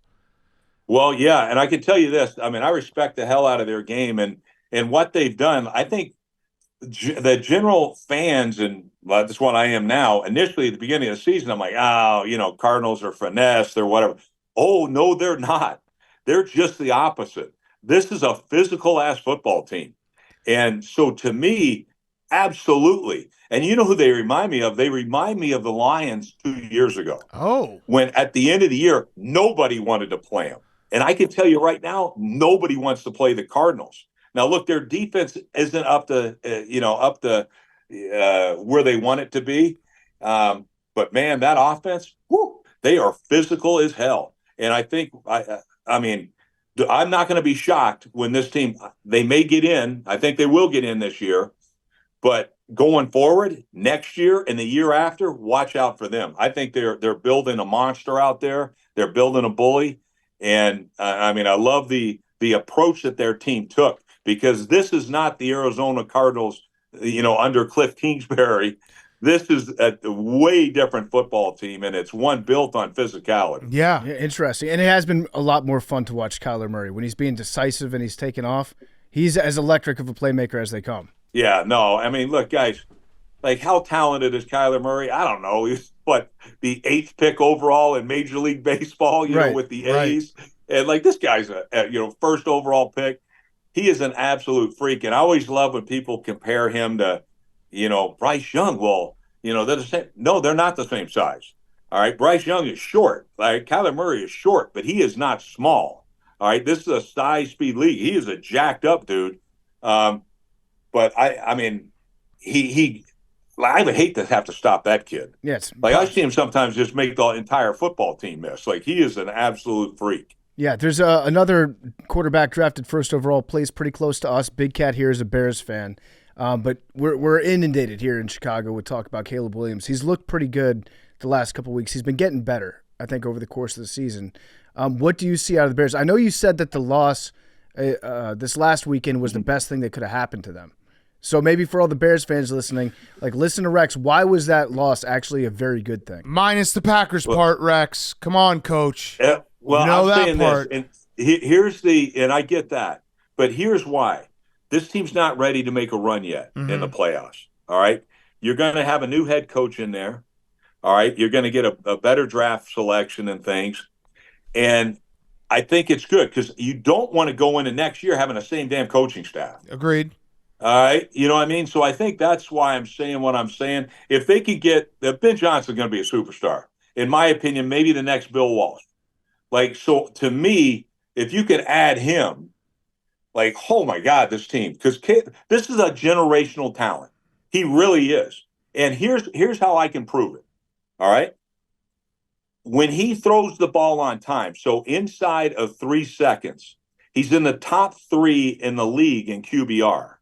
All right, with almost like an 80 QBR. When he holds the football, and this is a typical thing for young quarterbacks, when he holds the football, his QBR goes from 80 to 3.5. 3.5. Historically bad. All right, historically bad. So basically what it's telling me is when he knows exactly where he's going with the football, he's lights out. When he's not sure, if you're trying 1, none, he's not there. 2, 3. If he's got to play that position like a 12-year veteran, he's not there. Of course he's not there. So I think a lot of that comes down to coaching. Yeah. I think the kid is going to be a phenomenal kid. And I tell you where I was really excited. If I'm a Bears fan, I'm super excited about this, what I heard. That he got up after the offensive coordinator was let go. He got up in front of the entire team and owned it, took responsibility. That, to me, blew me away. I'm like, that's exactly who the hell I want to block for. That's who I would be proud to be that kid's teammate. So, to me, if he's got that kind of thing, showing a little bit of that kind of leadership with the skill set he has, man, I'm telling you, like, I think he's going to be a superstar in the league. I really do. I'm not surprised he struggled. I knew he'd struggle. especially when I saw what he was doing offensively and how they set him up that way. They set him up with players, but not the staff. Mm-hmm. And I think maybe next year they set him up with the correct coaching staff. I think they're going to be loaded. So what I'm hearing from you, Rex, is that you're looking for an offensive coach to come in. So are you officially taking your name out of the potential opening for the Chicago Bears? No, I'm just thinking right now to myself, if I would hire Ben Johnson instead of me. Okay. All right. And the reason for it is I think he's an absolute superstar in the making. All right. I think I'm pretty damn good. But I think this kid right here has a chance to be outstanding, like Hall of Fame type guy. All right. I know the way he prepares. I know all that type of stuff. And to see him with a talent like Caleb Williams, that would be tremendous. Yeah. The head coach, though, guys, the head coach is not just about an offensive-minded coach, a defensive-minded coach. That's way overblown. The number one job of a head coach is leadership, and it's connecting with your players, connecting with your fan base. All those type of things are important, all right? And obviously it's about the organizational skills, setting up things and then a style of play. What is your style of play? Does that represent the community that you're coaching in? Does that represent the what you have for a vision of your football team? That's who needs to be a coach. Now, do I think it's a perfect fit if Ben Johnson went there? 100%. Mm-hmm. All right, so if not for Ben Johnson, what are the other names that you're seeing right now, whether defense or offense, that are doing stuff that you're like, that guy's going to be a great head coach? I think Aaron Glenn. Yeah. I think Aaron Glenn, he's the guy without question. Even when you hear about players, who the number one coordinator is, who they would want to play for, it's always Aaron Glenn. The guy was a former player. We've seen it before. Dan Campbell had great success, right? All right, went back to his team, and then you had D'Amico Ryans has done an outstanding job. Both of them former players, and then get the opportunity to come back. I think Aaron Glenn has it. And when you hear him interviewed, I'm like, that's a dang head coach. So I think he's got a chance to be really special too. So those are the two guys, the two coordinators that really jump out to my mind. You hear about Todd Monken's name thrown out, and I think we automatically do that because he's with the best players. Mm-hmm. Sometimes those guys kind of get lumped in there. These are the best players and things like that. But and it sounds crazy, but there's a lot of good coaches that are probably on maybe not the superstar teams, but maybe we'll see down the road. But those are the two coordinators that really jump out to me. Yeah, you're talking about leadership and how that's the most important job of a head coach. I'm curious, when you were in the league, when you're coaching, how much of an effort would you put into like adding new wrinkles to how you're going to lead the team, or different speeches that you're going to give? Or at the end of the day, was it just you're going to go in there and you're going to be you, and you might try to get up there and try to do something else, but at the end of the day, like Rex is going to shine through, and having a consistent leader might be more appropriate than having a guy that's always trying to incorporate new things? Well, I can say this. I would just be myself. A player can see through a phony in 2 seconds. A guy that's really not him. How many coaches that we see out of Belichick's tree go in to try to be Bill Belichick? Yeah. Never works, right? Never works. There's only one Bill Belichick. And so I think there's where people fail. Go in, be yourself. And if you're a nasty, mean mother, okay, that's you. If you're I always love this, a player's coach. I think a player's coach is maybe the biggest compliment you can give a coach. Mm-hmm. All right. Player's coach sometimes gets, people think, oh, well, he's just a nice guy, he's whatever. Let me tell you something. A player's coach means they love, respect that coach. Why? Because he loves and respects them. Those are things that you look for. And he can lead. He can coach your ass hard. All right. Yeah, he can pat you on the back, but he can also get after you. And I think that's, whatever's needed.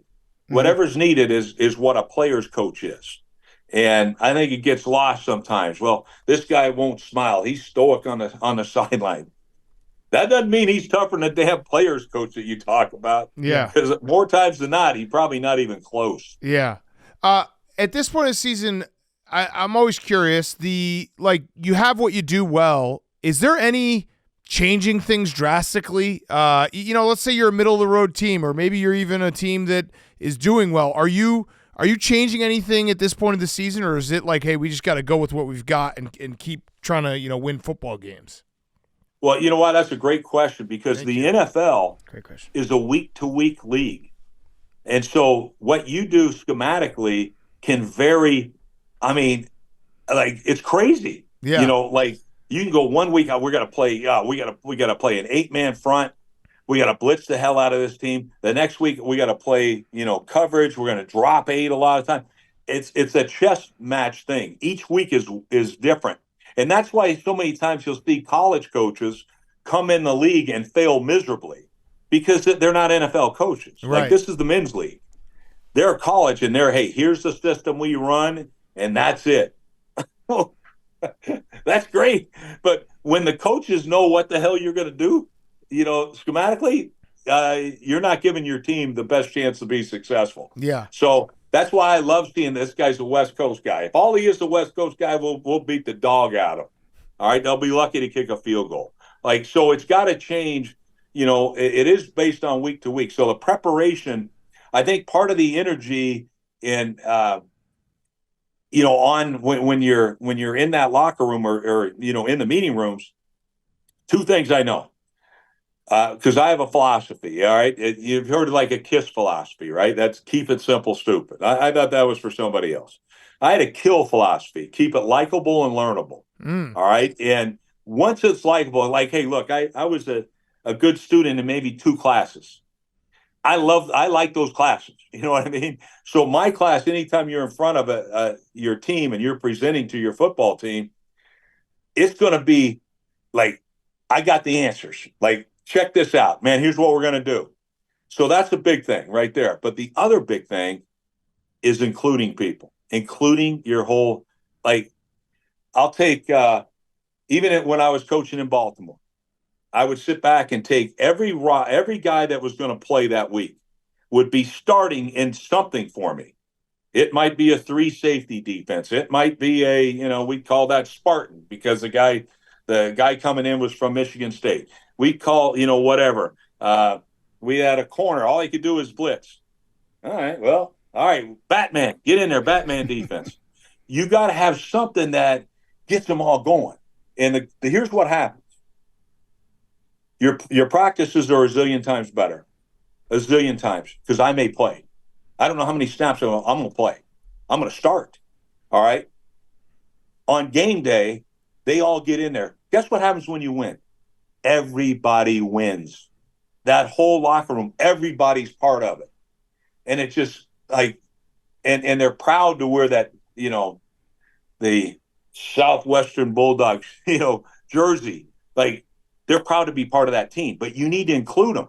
And that's where I love what Detroit does. Mm-hmm. How many times have we seen Detroit put extra linemen in a game? Nobody plays backup linemen. They do. I used to with the Jets, whoever. Like, you include your roster. Yeah. Mm-hmm. And that's what you do. Yeah. It's a good point. Yeah. So what coaches out there do you think this year are doing the best job of that? Like getting guys to play for them? Obviously, Dan Campbell, I think, is doing an amazing job there. I think Mike Tomlin's done. Yeah. Like, how the hell, really? They're going to win again? Yeah. So Mike Tomlin, in my opinion, and I remember last year when they were saying that he may be available. And I'm like, hell, every team in the league would hire Mike Tomlin. Every single team in the league. The guy's an amazing coach. But the greatest thing is he's an amazing communicator. And it's just like what I think is important. I think he does great. He connects. Like, he's amazing. Yeah. And so to me, I think he's done an amazing job there. I think Harbaugh's come in and done a great job. Jim Harbaugh's done a great job. He took over a team that really had no freaking guidance. All right. It was super talented, but had no guidance. They stood for absolutely nothing. Right now, he's like, no, we're going to have a tough football team. We're going to run the ball. We have a Hall of Fame talent at quarterback, and they're starting to use him more and more. But he wanted to emphasize the physicality that we're going to be a physical football team at the beginning of the year. Now he's able to really, take that part of it, but also add to this magnificent talent that they have at quarterback. So I love the way they're playing, and they flipped their defense overnight. They went from dead ass last in the league because they brought in the right coordinator. Mm-hmm. All right, they brought in this Jesse Minter, his dad. I actually coached under his dad, Rick Minter, at the University of Cincinnati, and not only me coaching there, but some other decent coaches. A guy named John Harbaugh was there. Mm-hmm. A guy named Mike Tomlin he coached. He coached with Raheem Morris. Like, it went on and on, the list of coaches that were there. And by the way, they fired him because he couldn't keep his good coaches. Yeah, no kidding. Yeah. He's some of the best coaches, in the NFL. But either way, he grew up around, in and around that Baltimore Raven type style of play defensively, and he's done an amazing job there. Yeah. Great strength and conditioning coach too. Yeah. Ben Herbert, right? Yeah. We got the chance to spend some time with him. That's an underrated thing right there. Strength and conditioning thing, because guess what? Guess how many coaches know anything about strength and conditioning? That'd be zero. Nobody does. But it's so damn important. Yeah. And I remember I had a great strength coach, and it was like we would make improvements sometimes during the season. Yeah. I was like, damn, how the hell is this guy? But he gets it done. And there's where Cincinnati Bengals, they got to look hard. Why isn't this team in the playoffs every year? They should be. Okay. But they got to look hard at what they do at the beginning of the season, because they can't beat anybody the first 2 weeks of the season. Their record is atrocious. That means your team's not physically fit, ready to take on an NFL season. It's a good point. So I think, but that's where that strength and conditioning staff is vital, I think. Do you want to have a complete psycho as your strength coach, or do you want the assistant strength coach to be the psycho?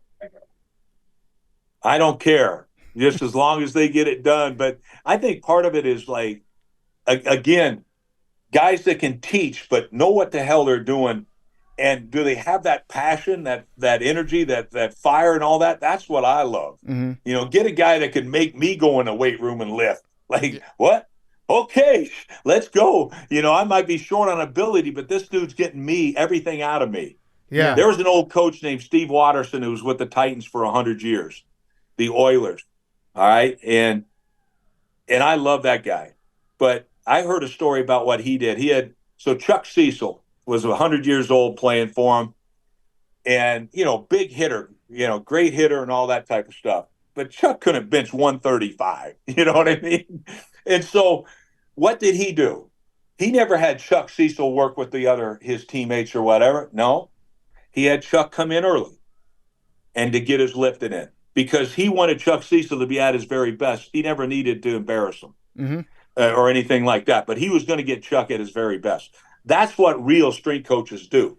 They sit back. It's not about an embarrassing thing. I don't want a guy hiding in the weight room, because a guy's not strong. First-hand info, that's what I used to do. All right, so these guys, the great ones, every program is built for the individual. You know what I mean? And yeah, can we do things collectively? Yeah, sure. But we also are never going to embarrass a player. Mm-hmm. We're going to get them at their very best, and that's how these great strength coaches work. Yeah. Okay, so Coach, this has been awesome. I have one last question for you. It's a Roback question, RHOBACK.com. Promo code TAKE, 20% off your first purchase, Q-zips, polos, hoodies, joggers, shorts, Roback.com, promo code TAKE. Always love having you on. We touched on it briefly. Give us a pick. Actually, you know what? Give us your favorite pick for Sunday. Do you have a game that you love?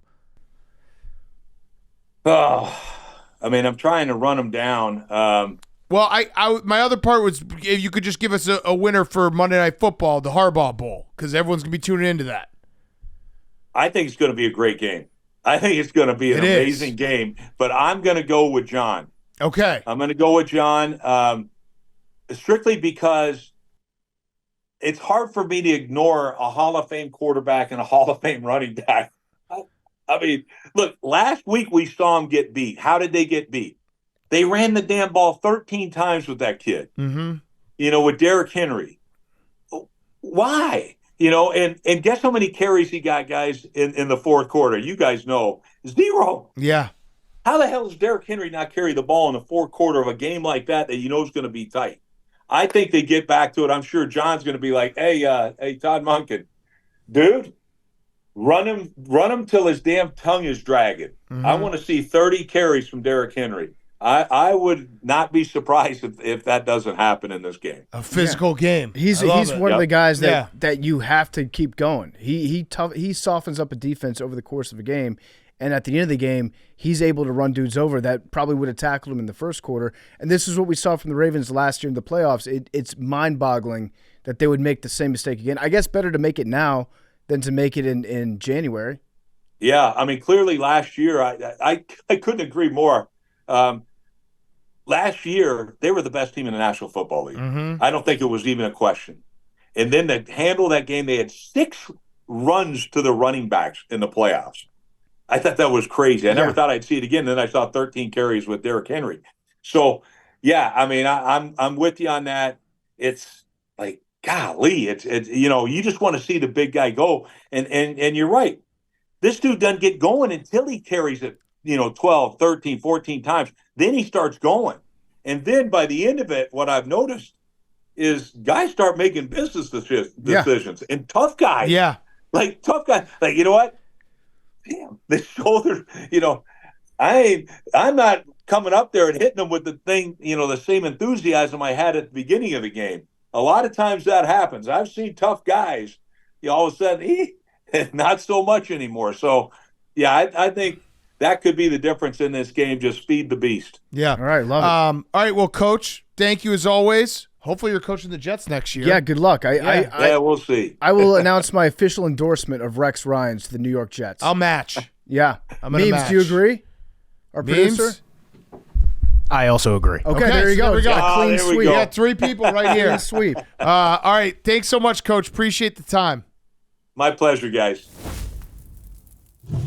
Welcome back to another Fyre Fest of the week. It's brought to you by our great friends over at Morgan & Morgan.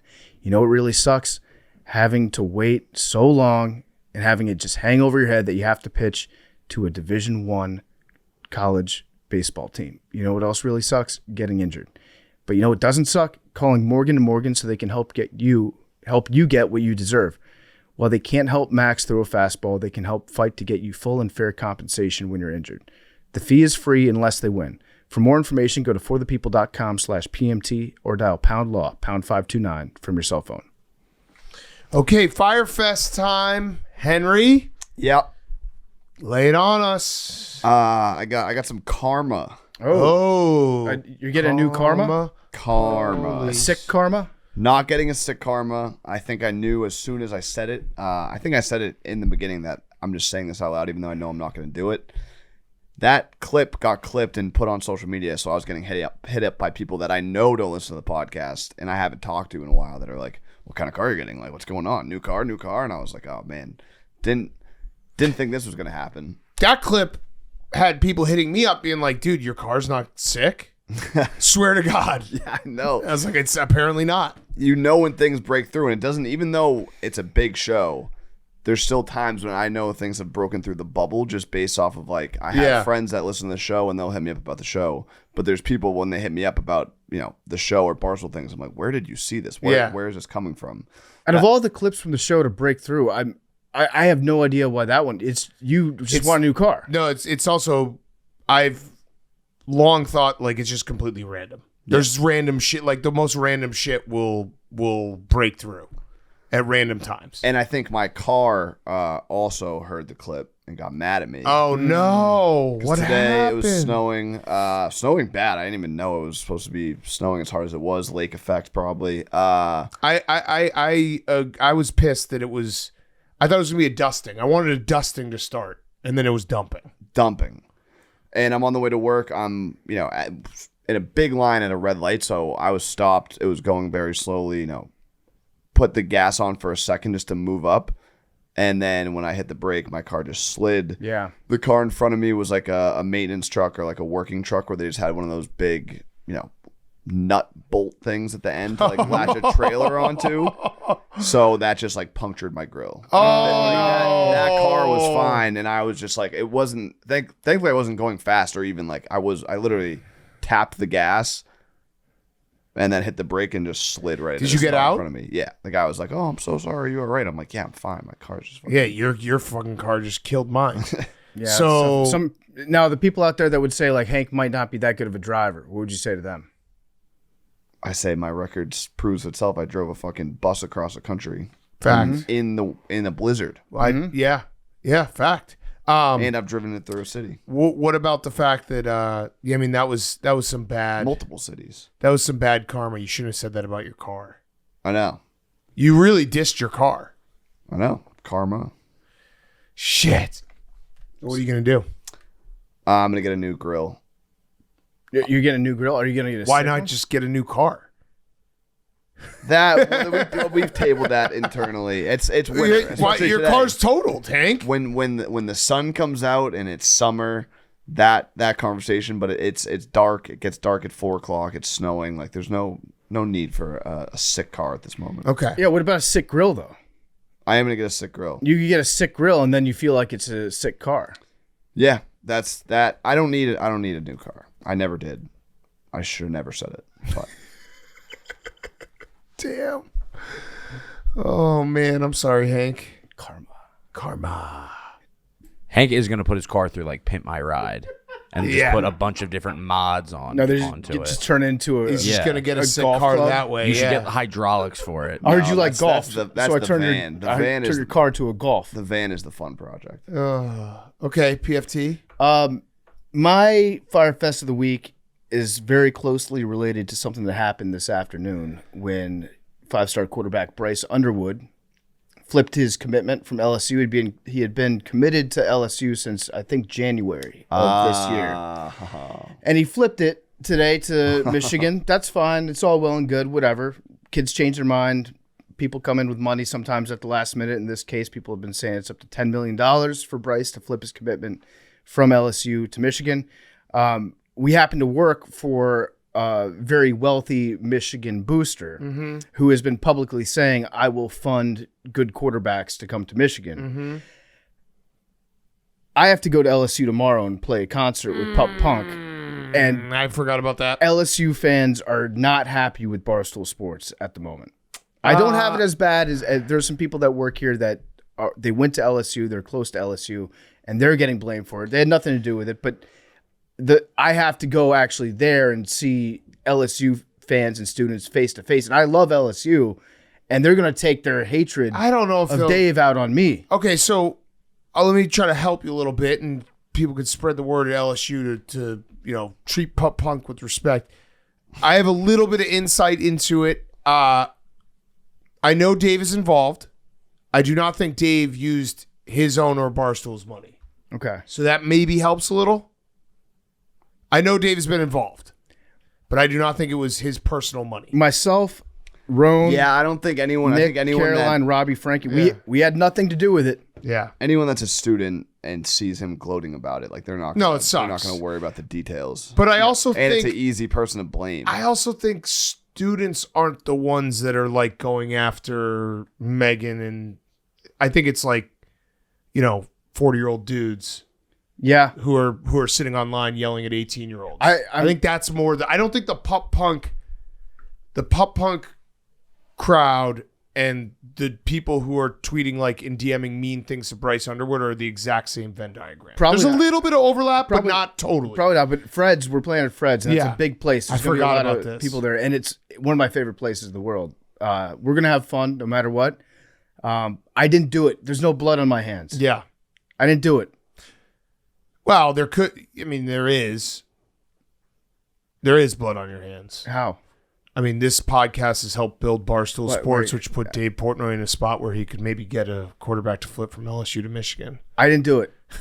If I had known, There's a little bit of blood. if I had a time, and you had gone back and told me the day before we started part of my tape, in 2004, Michigan will flip an LSU 5-star quarterback, I would have said, I'm going to Bleacher Report, Dan. Good luck with this whole podcast. 2004? Sounds like it's going to be a hit. Just a tiny bit, not a lot. Yeah. Look, I'll say right now. Listen, I got a little blood on my hands. I disavow. I won't be in Baton Rouge, but I got a little blood on my hands. It has been funny seeing people say, like, I'm done with college football. This is ruined college This is football. going to happen every year. Players, they've been getting paid for decades. Also, can I just say one thing for LSU? And I know this isn't going to help. He's from Detroit. If he was from Baton Rouge, I would be like totally understand bullshit, everything. He's from Detroit. Yeah. So like, and when you get a guy committed at this point in college football, in the weird world that is college football, you don't really have him until he shows up on campus.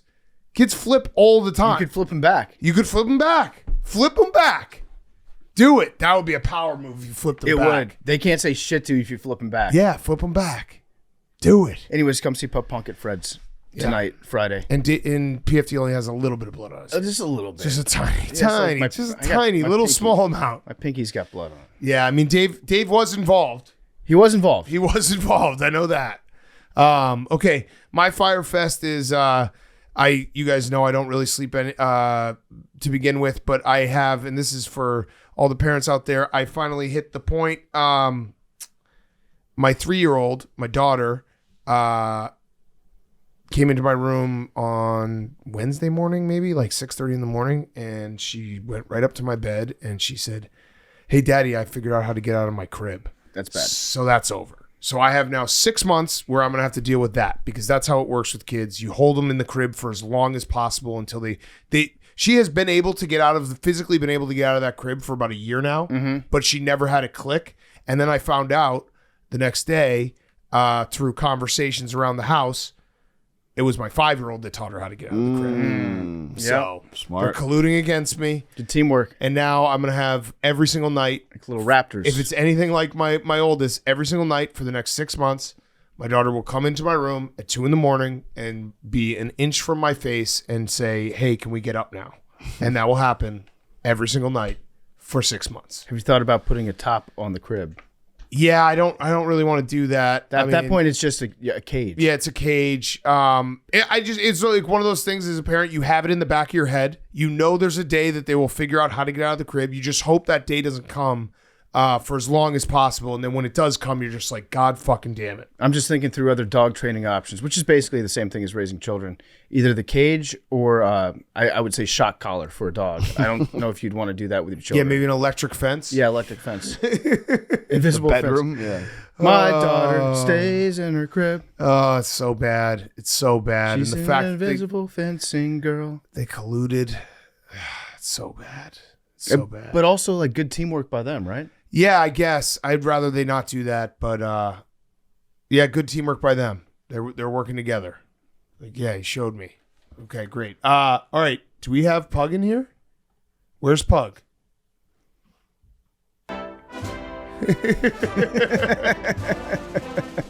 Ladies and gentlemen, from coast to coast, sea to sea, our president, the one and only Pug. He's right, if you're Pug. watching on the video, he's waving. Okay, Pug. So, Oh, teleprompter malfunction. Mr. President. How we doing? How we doing? Okay. Pug. Hey, Pug. Yeah. Yeah, stand up to recognize. Mr. President, what would you like to say to us? For people who are confused right now, we decided on election night that we were going to elect our own president. So we elected Pug as the president of Pardon My Take and Blake Bortles as the vice president of Pardon My Take. So this is Pug's first State of the Union? Say the pods. State of the Pod. Yeah, really just a policy update, I guess. Okay. Just a single policy we will be adding starting right now. Okay. So the 2 people who have not gotten a lottery ball, PFT, memes, Well, I have gotten. going forward, you will now be picking each other's lottery ball Oh! Memes is a fucking loser. Yes, until Pug! further notice. Yes, Pug. Pug! Blake also approves Pug. Pug, before, sorry, wait, Memes. hold on, Pug. We gotta stick together, memes. We gotta stick together. I If gotta- he has blood on his hands. Yeah, he does. Memes, you do Lot too. of blood. Pug, yeah, you do too. Yeah, memes. the numbies that have you've put up on social for this pod. Those line Dave Portnoy's pockets. Yep. Pug, question for you. Yes. Did you have any other further conversation with Blake Bortles?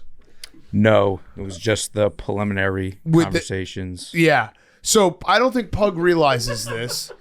Blake, in the nicest way possible, basically told Pug, I do not care about this. Please do not talk to me. So last night I was sitting there and I see Pug tweet, does anyone know how to get in touch with Blake Bortles? I think he was just tweeting at me. It was kind of like the ticket fiasco all over again, where he's just too afraid to ask me, and he just decided to tweet it. So I then put Pug and Blake Bortles on a text chain together, and I said, Blake, I put our producer Pug on this text. Pug is the president of PMT. You're the VP. You guys should be connected. And then Pug responded, thanks, Big Cat. What's up, Blake? Didn't want to make any new policies for PMT without say from the VP. I'll throw some ideas your way and let me know if you have any as well. Look forward to working together. To which Blake replied, Pug, the pleasure is all mine. Hell of a campaign we ran. I want you to know whatever thoughts, ideas, or wild hairs you get, feel free to act immediately. I will always support and keep the border in check. Chat soon, VP. That was the nicest way for Blake to say, just do it, dude. So now we have a king. Yeah, we have a monarch. We're gonna have to get Pug. We're gonna have to get Blake more involved. So I was wondering, like, did Pug text Blake on the side? Because that would have been so funny if he did. You need to next time. I just wanted to get his approval at first before I went forward. He gave you full approval. So now that we have that, we're good to go. He literally said, whatever you want to do, you can do. All right, so PFT is picking Meme's number and Memes is picking PFT's number? Yes. That is so diabolical. So this is the bet. Yeah, no. So if PFT picks Meme's number and Meme's number comes up, Memes has gotten it. The number PFT picks goes I towards love Memes, this. and the number Memes picks goes towards PFT. Now, hypothetically, if that happens, we all agree that we won't give that guy shit and be like, "Oh, you've never got it on your own, right?" Yeah. Okay. No. Okay. Numbers. PFT 99. Oh, good work. Thank you, Memes. I'll take 3. Memes will have 77. 17. Okay. 11. 94 Pug. 19. That's Jack. What's my number? 77. All right. 21. I feel like those are heavy numbers. When does Jack have to get ridiculed for not getting it? He's got to at least be able to go for a few months. I think he's got like a year. Yeah, he might. He might have like 5 years. Memes is everywhere. 46. Current president. Sorry, Memes. All right, we'll see everyone Monday. Love you guys.